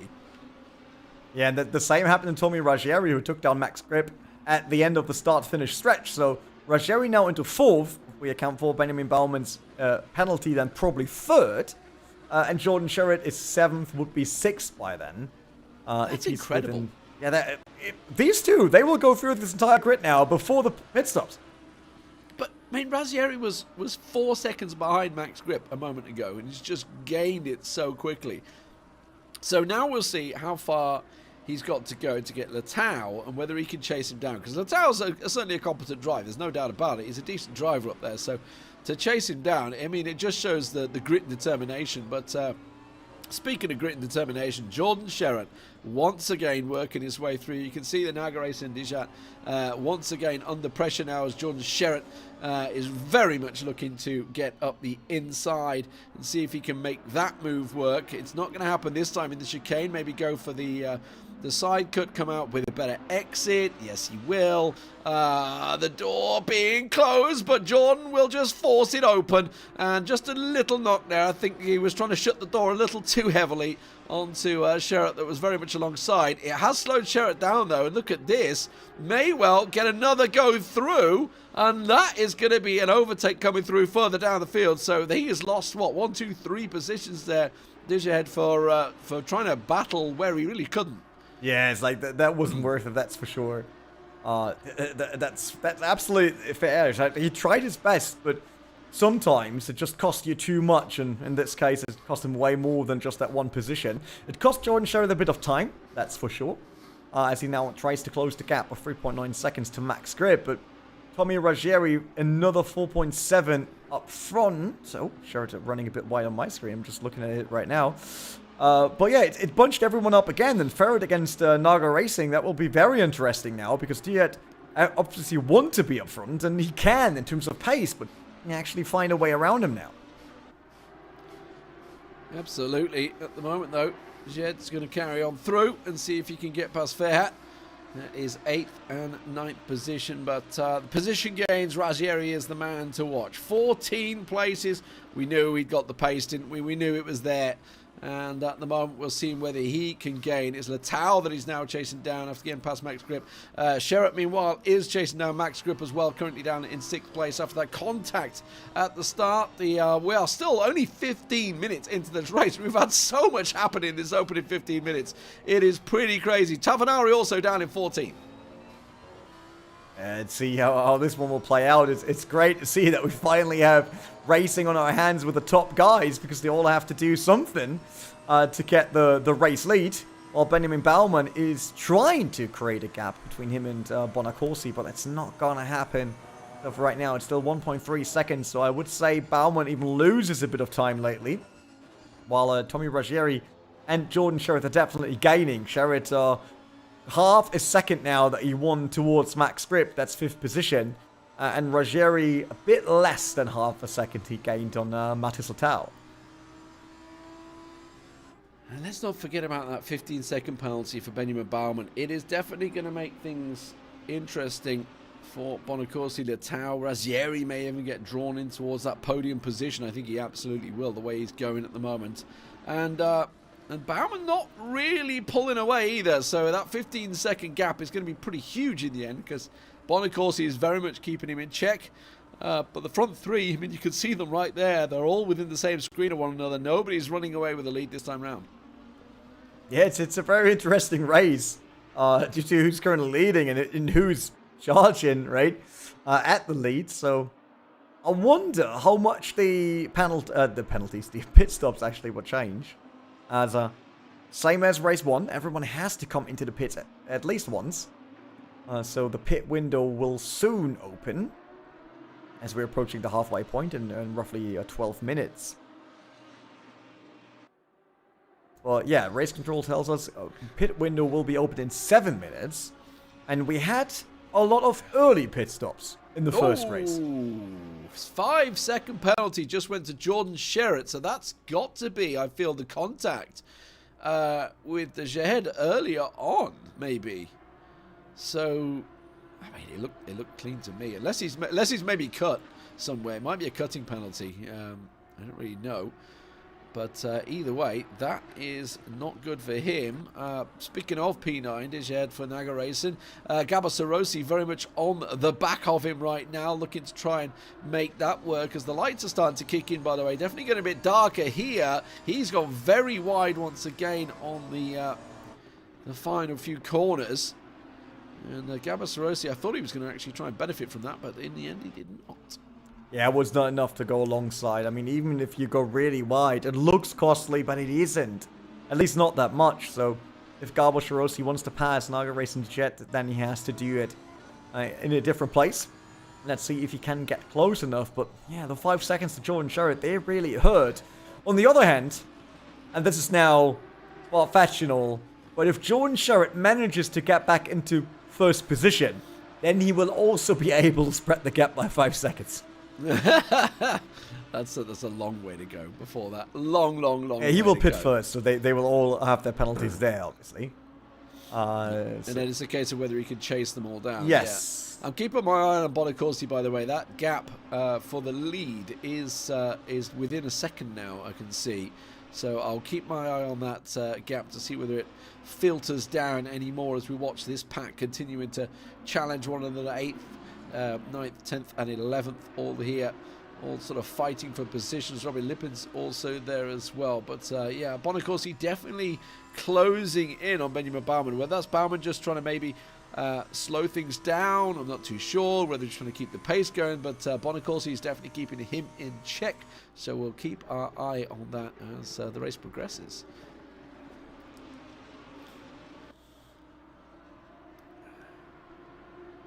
I just really want to see how this plays out now. It's a great race due to what happened previously. Well, I saw Barrett being very wide there, given an option to make it through, but it wasn't enough just yet. Well, Gabo Shirosi will come closer, but look at that Ferret now definitely losing up inside. And Ferret's still hanging in there. That maneuver is not there yet. Turkish Shirosi can luckily avoid crashing into them. Well, that was 2 corners side by side, and then, unfortunately, it didn't work out in the end. Yeah, inevitable contact, I feel, there. You can see it sort of coming. And that puts Gabasarosi back up there. So he's managed to go through Kucharak as well. Also in 7th position ahead of them. So now Tavanari is going to get drawn to that. There's a name we've not said for a while. You know, after getting sent packing earlier on, he was sent off on the first lap as well, if you remember. Not having quite a spirited run as Jordan Sherritt is through the pack, but certainly capable of it. Has had his fastest lap of a 1:43.9. However, his last lap was a 1:44.8. So definitely either carrying damage. You can see there's certainly damage on the front of that Lamborghini at the moment. So whether he's carrying damage or not, but either way, he's still a long way down, I feel, Tavanari. But Bonacorsi now half a second behind Benjamin Baumann. So we'll keep our eye on that one. Let's have a look at the replay of that event, though. This is Gabasarosi watching exactly what happens. You can see them just a little bit of contact there, and they're going to connect each other, and Sarosi will just say thank you very much. Yeah, obviously, we saw one early Apex and one late Apex. So early for Ferret, late for Naga Racing. And then at one point, obviously, have to cross. Unfortunately, they did that at the same time. And that led to this spin. And Gabasarosi winning 2 positions, now up to 8th. Let's see. Bonacorsi, 0.3 of a second close to Benjamin Baumann now. So this is a look back from Benjamin Baumann's rear wing. And he is the current leader, but sits on 15-second penalty for spinning around Jordan Sherritt early on in this race. And now Bonacorsi is willing to finally take away that lead from Benjamin Baumann. And then knowing that Baumann will probably not play a role going forward in terms of the podium spots, as that 15 seconds will really hurt. While Max Grip, Sherritt through. Yeah, Max Grip just lost the position to Jordan Sherritt, and with that he's up to 5th now. And working towards these 5 seconds not really hurting his points. Incredible stuff, really. Jordan Sherritt doing what he can. Don't know how much damage he's carrying on that car. He did get clattered in the side during that spin, of course, by Barbieri. But back to the front, you know, Bonacorsi has definitely been putting a lot of work in to close down Benjamin Baumann. Keeping the pressure on, which is the perfect time, right? Because you can see the pit window is going to be opening very soon as we approach the halfway market in this race. Probably in about 2 minutes time. I think it's normally like a 10-minute window, so probably from like 35 through to 25 minutes the window's open for 10 minutes there. So it should be opening just another lap or two. And Bonacorsi looking to pounce on that, knowing that he'll move up into first place. But by the way, did you just catch a glimpse of that down the back end? Yeah, you saw the Tau, but you also saw Razzieri. Yeah, and the racist part is that Tommy Ruggieri and Jordan Sherritt are now 4th and 5th, right? So they're back together. Kind of like the first race when they started 1st and 2nd. So really, really cool that these two giants and titans of racing here in the Lamborghini The Real Race are going at each other again. While Bonacorsi is still looking for a way around Benjamin Baumann. And he wants to get that done before the pit stops, it seems. He wants to make sure that he is pitting as the leader. Benjamin Baumann a bit weaker on the brakes, it seems. Bonacorsi comes and creeps closer each and every time. But then he's not able to accelerate out, as obviously the car is blocking the way. But next time they come over start and finish stretch, that should give a chance for Bonacorsi to launch an attack into turn 1. Yeah, I almost feel this is slowing Bonacorsi down, right? You know, 145.2s at the moment, definitely slowing them down, whereas Letao 144.7, Razzieri 144.3, so Benjamin Baumann, if anything, is backing everybody up, which with a 15-second penalty, that's going to put him further behind. But that's where Bonacorsi is realizing the danger. Looking further down the field here at 9th position, you can see Robin Lippen's putting pressure on Heikki as well, and looks like he's going to be able to slip on through the inside there. And look at Tavanari trying to gain some positions from this, watching them battle. He's thinking, can I go around the outside or maybe a dive up the inside? He wants to follow Lippins through by the looks of it. Either way, it looks like it's quicker than the both of them. He's going to have to be hard on the brakes and make sure he doesn't collect Heikki Hoitonen here as they go straight into turn 1. And Tavanari's not quite in a position to slip through. Yeah, Tavanari really looked up the inside and he was sure he would be able to follow Roman Lippins, but did not work, and that will cost him a bit of time because Hoitonen currently not as quick as the cars around him. And Tavanari probably losing patience there. Oh, Huttunen way too wide. That will give it to Tavanari up the inside. And all of a sudden, Tavanari's following Lipin's again. Yeah, nice manoeuvre. Just a bit of a patience working it. That's worked out for him. Bonaccorsi went left and right, and he's really losing a ton of time because Matheus Leitão is nearly there and turning this into a three-way battle. So Bonaccorsi showed himself to the left, showed himself to the right of Benjamin Baumann. Baumann, he didn't care, just kept going and did the right thing. He's not getting too nervous with what Bonaccorsi's doing behind him, but look how close the tower is all of a sudden, how close Ruggieri are. A second in the last lap, so massive slowdown. Baumann backing them up here. Pit window is open, by the way, so we'll keep our eye on that. I can see Verona, Barbieri, Vasco in there. I think Barbieri is very much done, mind you, but unfortunately he was the one that connected into the side of Jordan Sherratt when Sherratt was sent spinning, so it ruined Barbieri's race as well. But Bonaccorsi, going to keep in check here. We're going to keep out who's going to go in first. Kuchrak has gone in from 7th position, so he was one of the first top 10 to go in for the pits. Tavanari doing the same as well, seeing if he can go in earlier and try and see what can work out here. But Bonaccorsi, you can see Leitão and Ruggieri definitely closing in on these. Let's have a look further down the field. P11. Oh, that's just as I join it. I catch Dijahed just sliding off the circuit there. Domenico Christian trying to get past him, but I just caught the tail end of that. Definitely contact, there's no doubt about it, because a car shouldn't be going that way in the corner on the inside. Yeah, definitely not. And Leitão, by the way, went off track behind Baumann and Bonaccorsi, so he's a bit further back in with that, right in range of Tommy Ruggieri, who sees his chance to get up at podium spot right now. As it's 0.3 of a second between him and Matheus Leitão.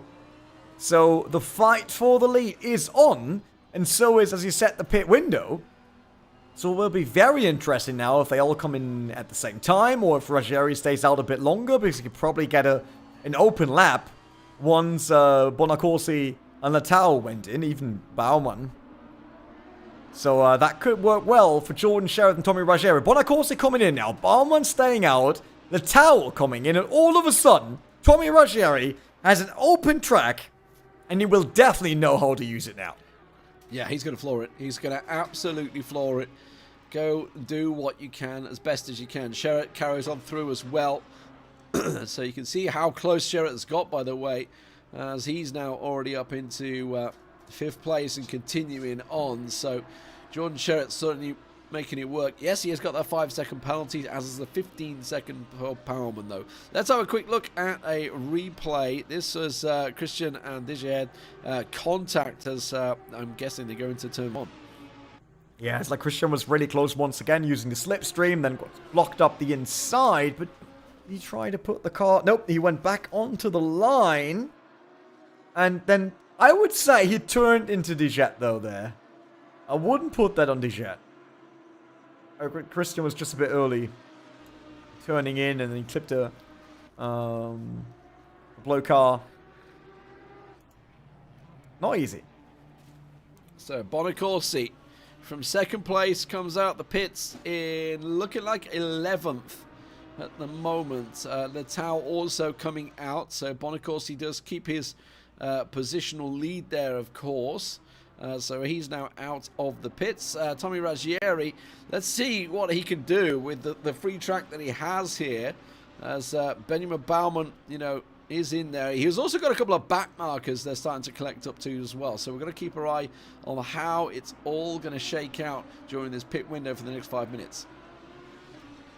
Yeah, we're in very interesting times now in terms of where we are on track, and it'll be interesting to see as Ruggieri comes into the pits, and I think Sherratt is still... No, Sherratt is also in. Well, this is Leitão, actually.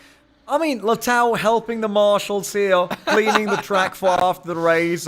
He was like, yeah, guys, I got that one, don't worry. I'll drop it off the pits later. Easy.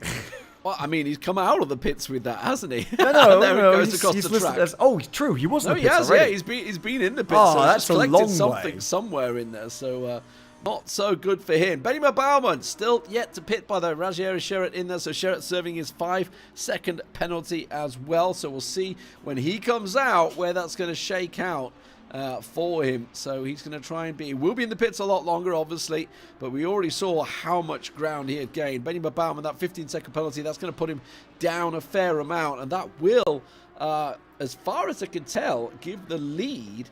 well, we'll see whether it goes to Ranieri. Has he managed to gain enough ground? He's about to come out of the pits.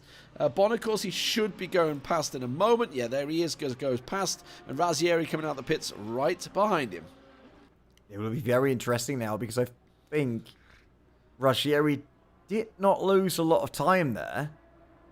But so did Jordan Sherritt, who had to stand in the pits way longer due to his penalty.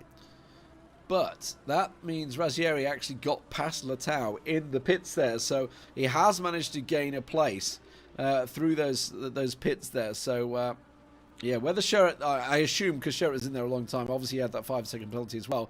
I don't know if he's repaired damage. He may have gone for a repair in there and just to get that car up to condition. No, it doesn't look like it. It looks like he's still pretty bruised and battered on the sides there, so I don't think so.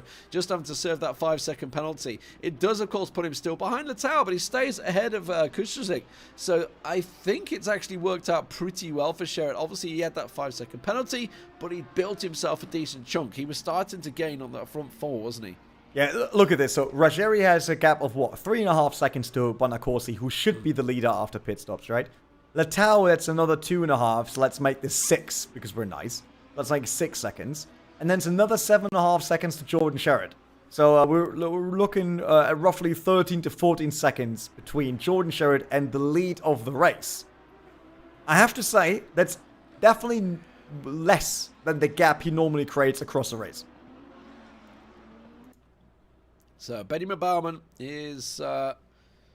I think he's in the pits. Yes, he is. Yes, so he's in the pits. So serving that 15-second penalty.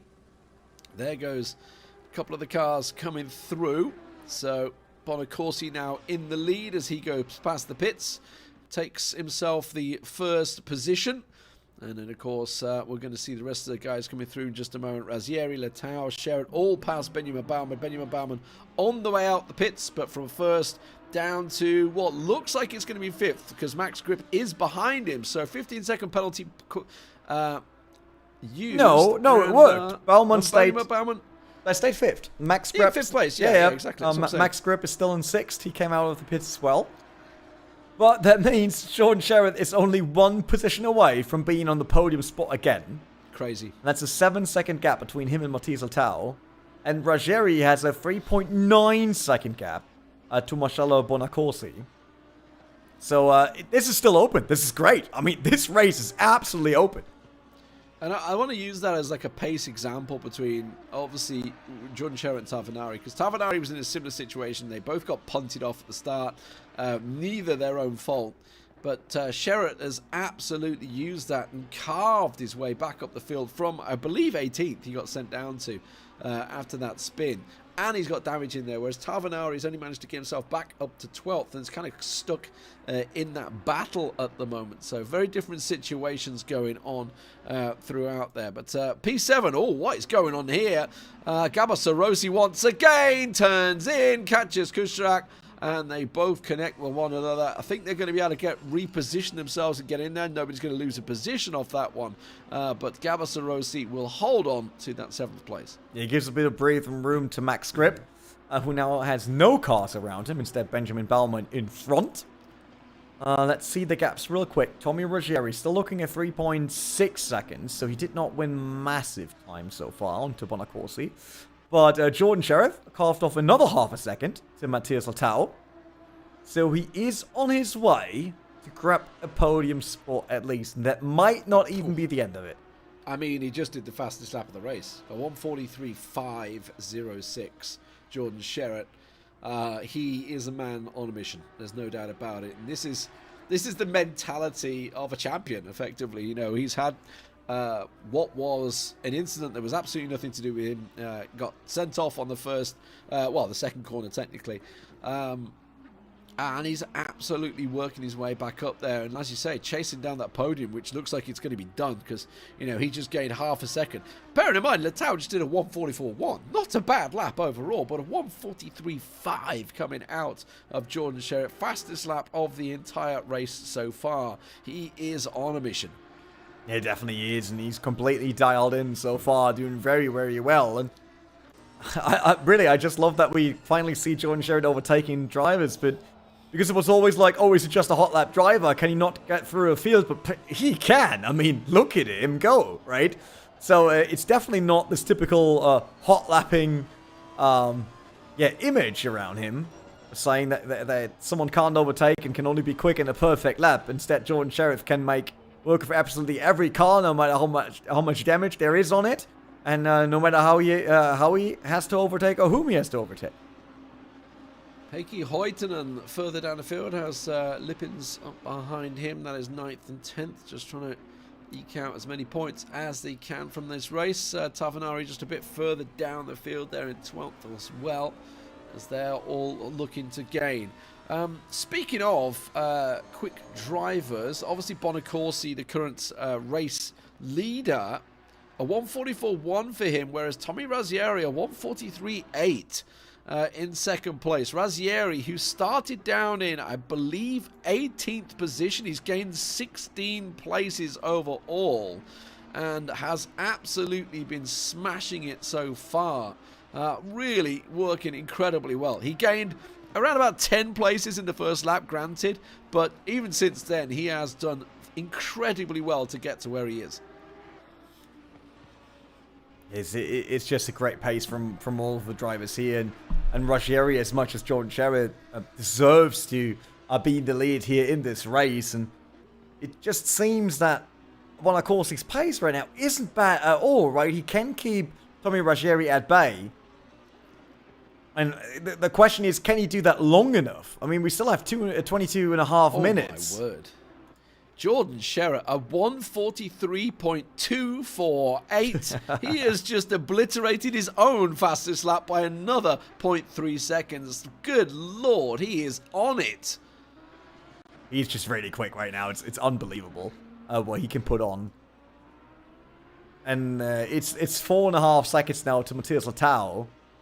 And I wonder if it takes, like, what, maybe 3 laps for him to get into Letao's slipstream now.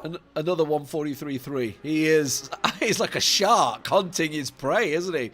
Podium positions await, and he is coming for them. Letao, meanwhile, doing a 1:44.5, so gaining a second a lap right now is incredible. Yeah, well, Razzieri is currently not gaining on Bonacorsi, so everyone is kind of freezed right now. And Jordan Sherritt just has to keep at the pace he's going now, and then he would have a chance to even fight for the win. So, race control reports it's a second per lap he's quicker than everyone else the last 3 laps. I mean, that's incredible. Yeah, he's absolutely carving down the times. There's no doubt about it. Bonacorsi and Razzieri have responded because they've both done 1:43.8 and 1:43.7. So Razzieri is gaining, but Bonacorsi has responded to Razzieri's pace. But yeah, Letao seems like he's been caught a little bit of a rabbit in the headlights, as it were, with the big shark of Sherritt chasing down. Meanwhile, further down, Heikki continuing to battle. That's Robin Lippens there. Tafanari still unable to get past the Naga Racing. DJ Head as well, further down the field. But the story is no doubt all about Jordan Sherritt, who was, well, sent off the track by Benjamin Baumann, who is currently running in 5th place, by the way, after serving his 15-second penalty. Sent off the track and caused down to pretty much 18th position, where Razzieri also started, basically down to the back of the grid. And he has had to work his way through. Another second gained on Letao in that lap, as a 1:43.6 is given out here. And Sherritt definitely on the tail of Letao in the next sort of 5-6 minutes, I feel, here, with 20 minutes now to go in the race. Yeah, it will be tight. I mean, he still has to get around Letao, And then he needs to find a way to catch up to Ruggieri, while we see Tavanari and Dijet going at each other into turn 1. Tavanari got the upper hand there. So that worked well for him, gaining one more position. So you're up to 11th now, once again behind Roman Lipins. I mean, it's always the same group I see here, because Dijet had also been behind Tavanari previously. I guess that was down to penalties and pit stops, what happened here. While Lipins is looking at Heikki Hoitonen, but Yep. Lipins really good today. I like his driving. Like last time around, we didn't saw much of him. Although he had a few fans in the YouTube chat actually, which I absolutely like. So it's great to see support for drivers. And today, he seems to be dialed in, and he's quite quick. Yeah, he's definitely seeing what he can do and get himself into that top 10. It's great to see. Tavanari will certainly be on the hunt though, with now just under 18 minutes to go. Hoitonen just a little off on his braking there, it seems, because Lipins nearly parked it in the back of him. Sort of, it's always interesting, different braking points that drivers have, different lines that sometimes they take. So certainly looking to put the pressure on, and Lipins is closing in on Heikki throughout here. Has been putting in the work as they go through the chicane just before the final 16th corner here onto the main straight. Don't think it's going to be close enough to challenge though going into turn 1, unless he gets a really good toe here, which he can with such a long straight. Yeah, Lipin definitely gets the toe, but it will not be enough, I think, to launch it into turn 1. But I can tell you that the gap between Jordan Sheriff and Matas Latau is now the same as the one between Tommy Ruggieri and Bonacorsi. So keep in mind that Tommy Ruggieri started with roughly 4.6 seconds, and Jordan Sheriff started with, I think, 7.5 seconds. And now he makes bigger jumps onto Latau than Ruggieri does on Bonacorsi. So this will definitely open up a huge fight for the podium spots at the end of this race. Yeah, very much an image in his rear view mirrors now for Latau. I'm afraid you can see the shark is approaching. Oh, Lipins now. Oh, he was so close in getting the move done on Huttunen there. He was looking up the inside, but then decided to step back once again. Has to follow a bit. But it seems like in terms of pace, he's definitely quicker. Like every single time he has to step back, loses a bit of time, he's on to Huttunen right, like basically 1.5 turns later. Yeah, but Tavanari is also gaining on this pack as well. You can see them in the mirror as Hoitonen will keep his position, and I think we've just gone inside 2 seconds. Yes, we have. Jordan Sherritt now inside 2 seconds on Latau as he continues another 43.4. I need to point out, you know, this is almost average laps for Jordan Sherritt right now. That is like the fastest lap outside of that, 1:43.8. Bonacorsi and Ruggieri, that's their best laps. Tavanari also done 1:43.9. Meanwhile, Jordan Sherritt is averaging that. Robin Lipins, though, having a look on Heikki here. He's going to try and force him on the outside and maybe go for the undercut to see if Heikki will have to reposition. He's going to try and be as defensive as he can. Of course, with the sweeping right and left-hander, Lipins will be out of position for the next corner. And no chance to get past it. But that's brought Tavanari much closer as well. You can see he's right behind him now. Yeah, it's like the problem here was that Huttunen basically parked the car on the apex, right? Lipins couldn't really floor it through there into the second, and he was closing the gap, but it doesn't help, right? If the car is still in front of you and you can't really go to the outside as you're losing too much time, then he has to lift off a bit. And that costs time, that brings Tavanari back. By the way, Jordan Sherritt, 1.8 seconds to Latau now. Even 1.4 depends on which moment we look at, compared to Tommy Ruggieri's 2.4 seconds between him and Bonacorsi. So Jordan Sherritt doing big steps, basically like a dinosaur walking over Earth, and everyone else is a small ant. Yeah, I mean it's down to 1.4, isn't it now? He's continuing to chase as we watch him from the Tau's rear wing. This is what the Tau is seeing, closing in on him, getting bigger and bigger and bigger every corner he goes round. He's probably trying to race his heart out, to be fair. In fairness, Sherritt did have probably one of his worst laps, a 1:44.0, so which is weird to say, but yes, that is one of his worst laps for a while. Meanwhile, back to the battle down in 9th. Heikki Hoitonen in the green Lamborghini being chased now by not only Robin Lippens, but also Luca Tavanari, and they are all looking to get a slice into this top 10. Yeah, it's like Lippen's really on right now, but Tavanari, we know that he can go the pace of the others. Hoitonen did a mistake there, was slipping the car a bit. Rear was unstable, and Lippen's around the outside now. That's not really easy to do when they are on similar cars. In this case, like completely similar cars, so no chance for him to get enough speed to make the pass. But now maybe on the inside, that gives Tavanari a chance to also slot into the slipstream of Lippens, who has to go the long way around the outside now of Hoitonen, but Hoitonen has to step back, and that should be Roman Lippens moving up to 9th. Tavanari might move up to 10. No, Hoitonen blocks it immediately, but runs a bit wide. It seems like he's out of sync right now in terms of his ideal line, and that gives Tavanari chances immediately. Shuts the door on him, but he gets the job done, doesn't he, Robin Lippens? So Tavanari almost certainly going to take a slice out of it in a moment. I just want to keep my eye on what's going on, because I can see Sherritt also closing. I'm trying to keep watch battle on both battles here, but Sherritt now very much on the rear end, going into turn 1 here onto Letao. Not close enough to make a move this time. It's certainly putting the laps in, continuing. Letao 0.8 seconds slower again in that last lap, so it seems like it's only a matter of time before Jordan Sherritt retakes that podium position, gets himself back into 3rd from what was a first place start. He won the first sprint race, as he has done throughout, and he is continuing to keep the pressure on. 12 minutes to go. I think first place is very much off the table for Jordan Sherritt, with Bonacorsi and Razzieri having their own little battle at the moment, but Sherritt absolutely all over Letao now.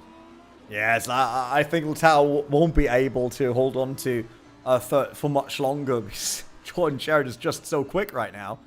But the gap from Letao to Razzieri is 6 seconds by now. And then it's another 3.1 second to Bonacorsi, so I think he will run out of time. Not out of talent. Sherritt can definitely do it, but I think the race would need to be a few minutes longer for Jordan Sherritt to fight for the win here. Yeah, absolutely.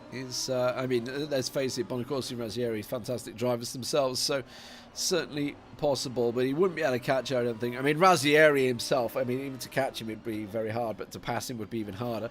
Razzieri himself has had a absolute fantastic climb up from 18th position into 2nd place, so fantastic for him. Tavanari having a little sniff here to see if he could get past Heikki once again. I don't think that's going to stick this time around, so let's have a look back towards not Razzieri but Letao as we go into turn 1 once again. Jordan Sherritt having a look, but it does seem that he's sort of being very cautious, and wisely so, on Letao here. Doesn't want to have an incident with just 10 minutes to go after such a fantastic comeback. Yeah, a bit hesitant there. Not launching it up the inside and just waiting for an easy spot to take down Letao. He's now looking up the inside, but nope, it was just to showing himself in the rearview mirror. Let's see if Letao can actually stand the pressure of Jordan Sherritt. With 11 minutes still on the clock, it's just a formality, I would say, that Jordan Sherritt will be on the podium. We'll find a way around Matthias Letao. If not, then massive props to Letao. If he's able to hold on to this position for nearly 11 minutes, then that would be a massive task and a massive achievement. I do wonder whether we're going to have some back markers getting involved as well, because it is around this time we normally do see back markers starting to get involved with the race, but hopefully nothing will cause too many problems from them. But Yeah, Sherrod, I mean, it's always the case, right? They get in that dirty air, they start to struggle a little bit, try and get past and really try and find the points.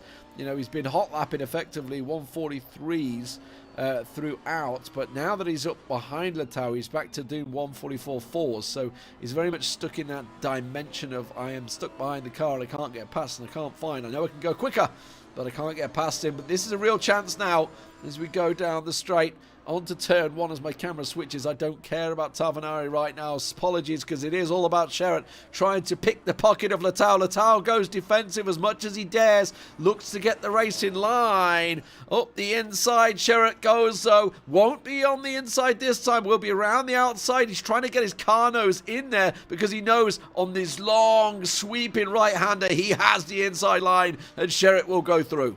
Yeah, it took a while here. Really had to set that one up, but incredible driving by both drivers here. Letao did a good job defending third position, but it was meant to be, and now Jordan Sherrod is in there. 7.6 seconds, though, Tommy Ruggieri, as they lost time with that fight, so it's very unlikely that he will be able to challenge Ruggieri, but can Ruggieri still get onto Marcelo Bonaccorsi? That's the big question in the last remaining 9 minutes, and maybe race for a win here.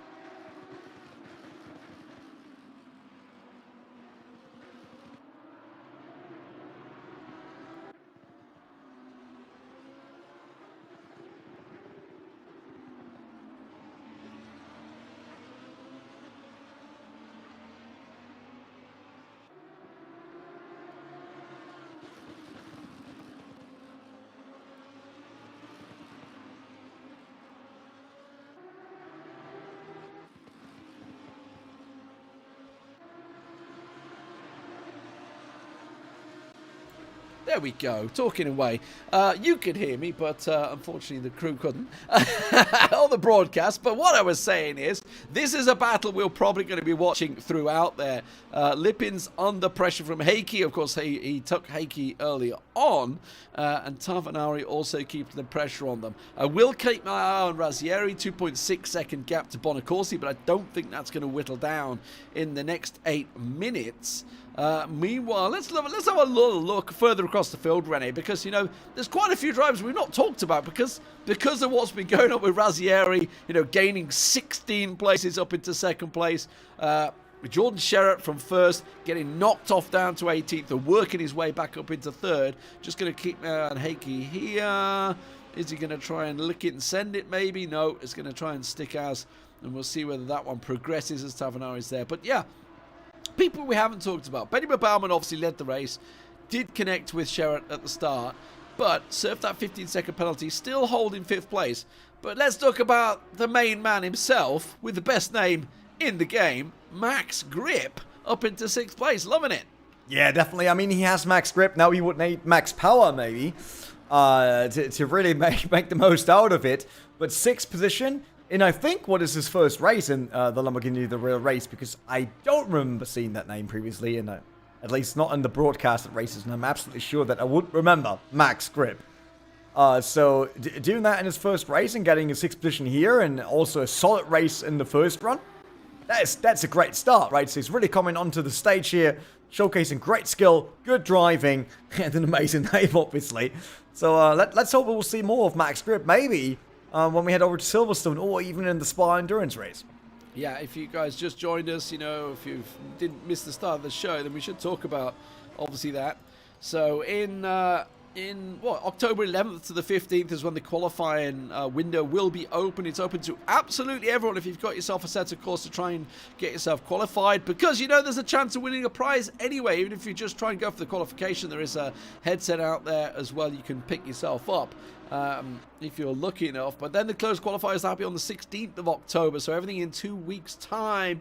And Silverstone will be on the 17th of October. That's when we hit the British circuit and see who can come out on top. At the moment here in Catalunya, it is Bonaccorsi in, I believe, his first race in this as well. Let's not beat around the bush. I don't remember seeing Bonaccorsi here before. I may be wrong, but looking like he's going to pick up the second sprint race of the day after driving magnificently.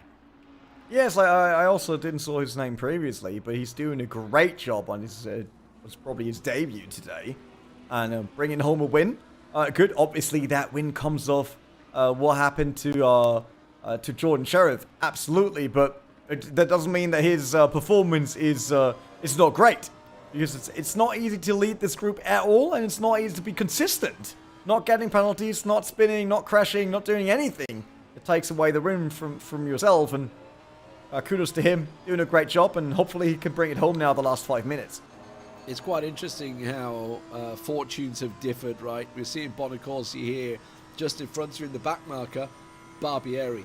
And it was Barbieri and Bonacorsi that were fighting each other in the last sprint race, you know, for that third, fourth position throughout the race. But of course, Barbieri, he was the one that ended up being collateral damage effectively when Jordan Sherritt was sent off the track. He caught Jordan Sherritt in the side, and he's been in the pits I think 2 or 3 times since then as well. So, you know, fortune's very different for him, obviously down in 18th, whereas Ruggieri has come up from 18th. Back to the battle, Lippens, Heikki Hoitonen and Tavanari continuing on, and I think they will do till the end of the race. Still no positional changes there between them, but they are, according to our auto director system, that's definitely the one to watch. And we have been watching it a lot, but nothing seems to be changing positions, and nobody seems to be pulling the trigger and going for that overtake.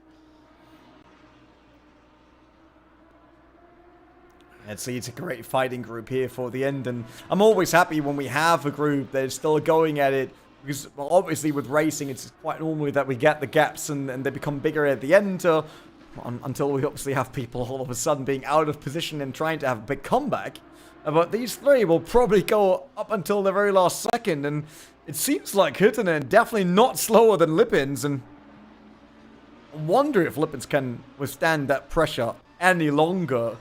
When he was behind Hoitonen, I was pretty sure that Lippens can spread the gap and that he's way quicker. But looking at this now, and he's leading for quite a lot of laps by now in this group, he's not getting away a single inch from the pack. And Tavanari, he's still the one that could be the big joker in this and might take both out. And not out of the race, but it's like taking both positions away from them. While I say that, he actually tries. Yeah, that was hard on the brakes there, trying to see if he could make Heikki blink. It's definitely give Robin Lippens a bit of a gap, hasn't it? Because Heikki's sort of pulled away. Lippens, sorry, pulled away because he was having to be so defensive on Tavanari there, and that's give Robin Lippens a bit of a breathing room as we come through what is going to be the final few laps. Heikki actually going very wide and running wide of the chicane there. I'm not too sure whether that means Tavanari should be given the position. Tavanari is certainly going to try and take it regardless as they come down to turn 1. Heikki trying to shake the drag, not going to happen. Tavanari comes side by side. That's a little scary as they come in. Who's going to be late? It's hard on the brakes. Tavanari will be on the outside. He's going to try and go for the undercut. Heikki goes a little squirrely there, doesn't he? And now Tavanari wants to be up the inside if he can in turn 3, but it's not going to be the case, and Heikki will hold on. He's going to run a little wider. Tavanari tries to squeeze it up the inside, but hasn't got the run off. Heikki will be taking the quicker exit. And then once again, hard on the brakes into 4. And nothing happens once again for Tavanari. I feel his chances, his openings, and time is running out. Yeah, Heikki did the typical in turn 1 and 2, right? Yes, the rear slipped this time, but he's basically parking the car right on the apex, right on the ideal line. And then there's no chance for Tavanari because going around the outside just takes too long. It's a longer way and all that. Couldn't make that work. And with that, you might lost contact to Roman Lippens, that's true, but he at least can hold on to 10th position for now. Let's see if he can do that up until the end. As also, the Jet is coming in the back. That's the red car in the background. So he might be able to close the gap, as these two are still fighting corner after corner and bringing everyone close together. Up the front, it seems like Bonacorsi is looking towards his first win. It's a 3.5 second gap to Tommy Ruggieri currently, while Heikki drops a tire into the dirt. Yeah, Ruggieri definitely not closing the gap. And Jordan Sherritt is sitting on 5.5 seconds now to Tommy Ruggieri. So, really quick, closing the gap. But yeah, not long enough anymore on the clock for him. No, absolutely not. And Bonacorsi looking to get this done, isn't he? A fantastic drive from him, no doubt about it. Just going to have a quick look to see whether Heikki does get challenged out. Tavanari goes a little heavy up the inside. Had to be on the brakes there before he spearheaded into the side of Heikki. And once again, it's not going to happen for Tavanari, I feel, and that is time running out. Dijed definitely brought into this one as they're battling continuance on. Let's have a look, though, down the grid to see how things rattle out. Are we going to get ourselves another lap through here? I'm just trying to look where Bonacorsi is on the circuit. Yes, we are. He's gone over the line. So he is, we're on the final lap now as he goes through the last few corners to the light. He is about to approach the line. There's the chicane coming round the 16th corner right now. And this will be the race win for Bonacorsi. A fantastic drive throughout, no doubt about it. He's worked hard for it. But let's talk about the story of Tommy Razziari from 18th to 2nd place. Magnificent performance from him. Jordan Sherratt gets himself a podium position, rounded out from 3rd place after being sent off early on. Latau 4th. Baumann coming through around the final corner into 5th position for him. Great performance overall, despite the connect he had with Jordan Sherratt at the start. The 15-second penalty was served. Max Grip, his first race, 6th place for him. Fantastic performance. Tavanari is still going to keep on battling. Doesn't look like it's going to happen, though. Gabasarossi over in 7th place. Kushrak in 8th. Robin Lippins will come over the line in 9th place. Heikki will hang on to that 10th place despite Tavanari's pressure. He's going to be 11th place. Dijahed down in 12th place overall. And then D'Amico Christian going to come round slowly but surely. 13th for him. Fairhat will be in 14th as he goes over the line. A fantastic race overall. It had everything really, Rene. You know, from the drama of the first lap and Jordan Sherratt really showing his skills of why he's been the race winner throughout the entirety of the series. This has been the first race, I believe, that he hasn't won, which is incredible to say. Yeah, definitely. As you said, the race had absolutely everything. We had that drama. We had newcomers to the grid that showcased great speed and really put on a good race. We had the big titans, that are Tommy Razziari and Jordan Sherratt, showcasing overtaking a lot of that because both had to have a big comeback after what happened earlier in the race. Jordan Sherratt obviously lost the lead to Benjamin Baumann after contact with Baumann, so he had to come back. Razziari had an awful first race, so he had to make it up in the second, and that gave us just action across the entire hour on different parts of the track in different parts of the leaderboard. So I would say we can't complain at all in terms of the racing that we had, and that also means I'm more than looking forward to what's up next in Silverstone. I love the banter. I just got a glimpse of the banter in the chat. Jordan Sherratt asking at the start, anyone know how much fuel we would need? Everybody giving him different values to try and trip him up.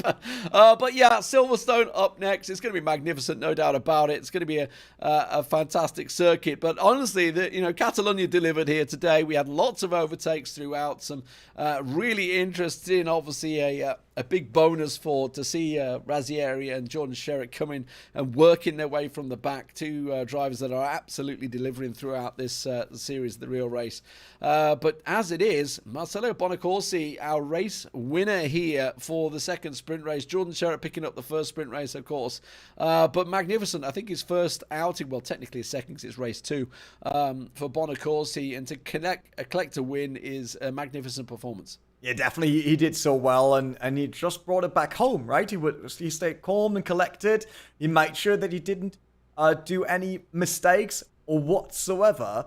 And it's the same as with Jordan Sherratt, right? If he's leading, then we don't show him that often, right? Because there are fights all across the grid, and we want to showcase that and intensive wheel-to-wheel racing. But Bonacorsi just came here, he got the lead, he didn't got nervous at all, even with Tommy Razziari all of a sudden closing that gap to him. No, he stick to his pace, did his best, and not a single mistake up there. So he absolutely deserves this win, even if it's down to Jordan Sherratt spinning earlier. Yeah, and if you think about before the pit stops even happened as well, he was putting pressure onto Benjamin Baumann. He was very much close to overtaking him as well. So it wasn't like he was gifted this lead. He's fought for it. He did very well in the first race, fought his way through the pack. I think he started the first race in around about 8th. So he worked his way through, ended up finishing that race in 3rd place, obviously, in the first sprint race. So a 1st and a 3rd position in your first outing here in the real race is absolutely magnificent performance from him. So all credit to him. Looking forward to see what he can do at Silverstone, bring to the table. If you guys are out there, don't forget to get involved. If you want to be involved, it is open to everyone. Qualifications will be opening 11th through to the 15th of October. That will be for Silverstone. You know, everybody knows the circuit. You don't even need to practice Silverstone. You know every corner, every breaking point there is around Silverstone because it's been raced so many times, and it always brings fantastic action. I'm looking forward to see that. That race will be played out on the 17th of October in 2 weeks' time.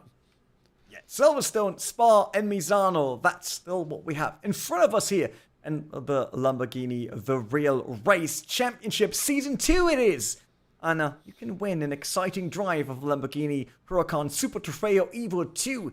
The best in the region, so it's definitely something to put effort in, put your time in, and become quick in Assetto Corsa. Obviously, thanks to the guys of Assetto Corsa Competizione, that's Catalunya Simulazione and 5 games for the software we're using here. Also thanks to Intel Kaspersky and obviously Secret Labs, the guys that make sure that we can sit quite comfy here in our Titan 2020, and the new Titan 2022 Evo is out, or will be out actually, very, very soon. Not that I'm mistaken here, but check out the website and get involved there. It is really, really good. So you can sit here, feel like a king, and just commentate over racing. It's like, what the hell should we say to it? All right, Lee, thanks once again for joining in this race, and then we'll see everyone else back to the Silverstone race in a few weeks' time. My name is Rene Butler, and I see you guys there.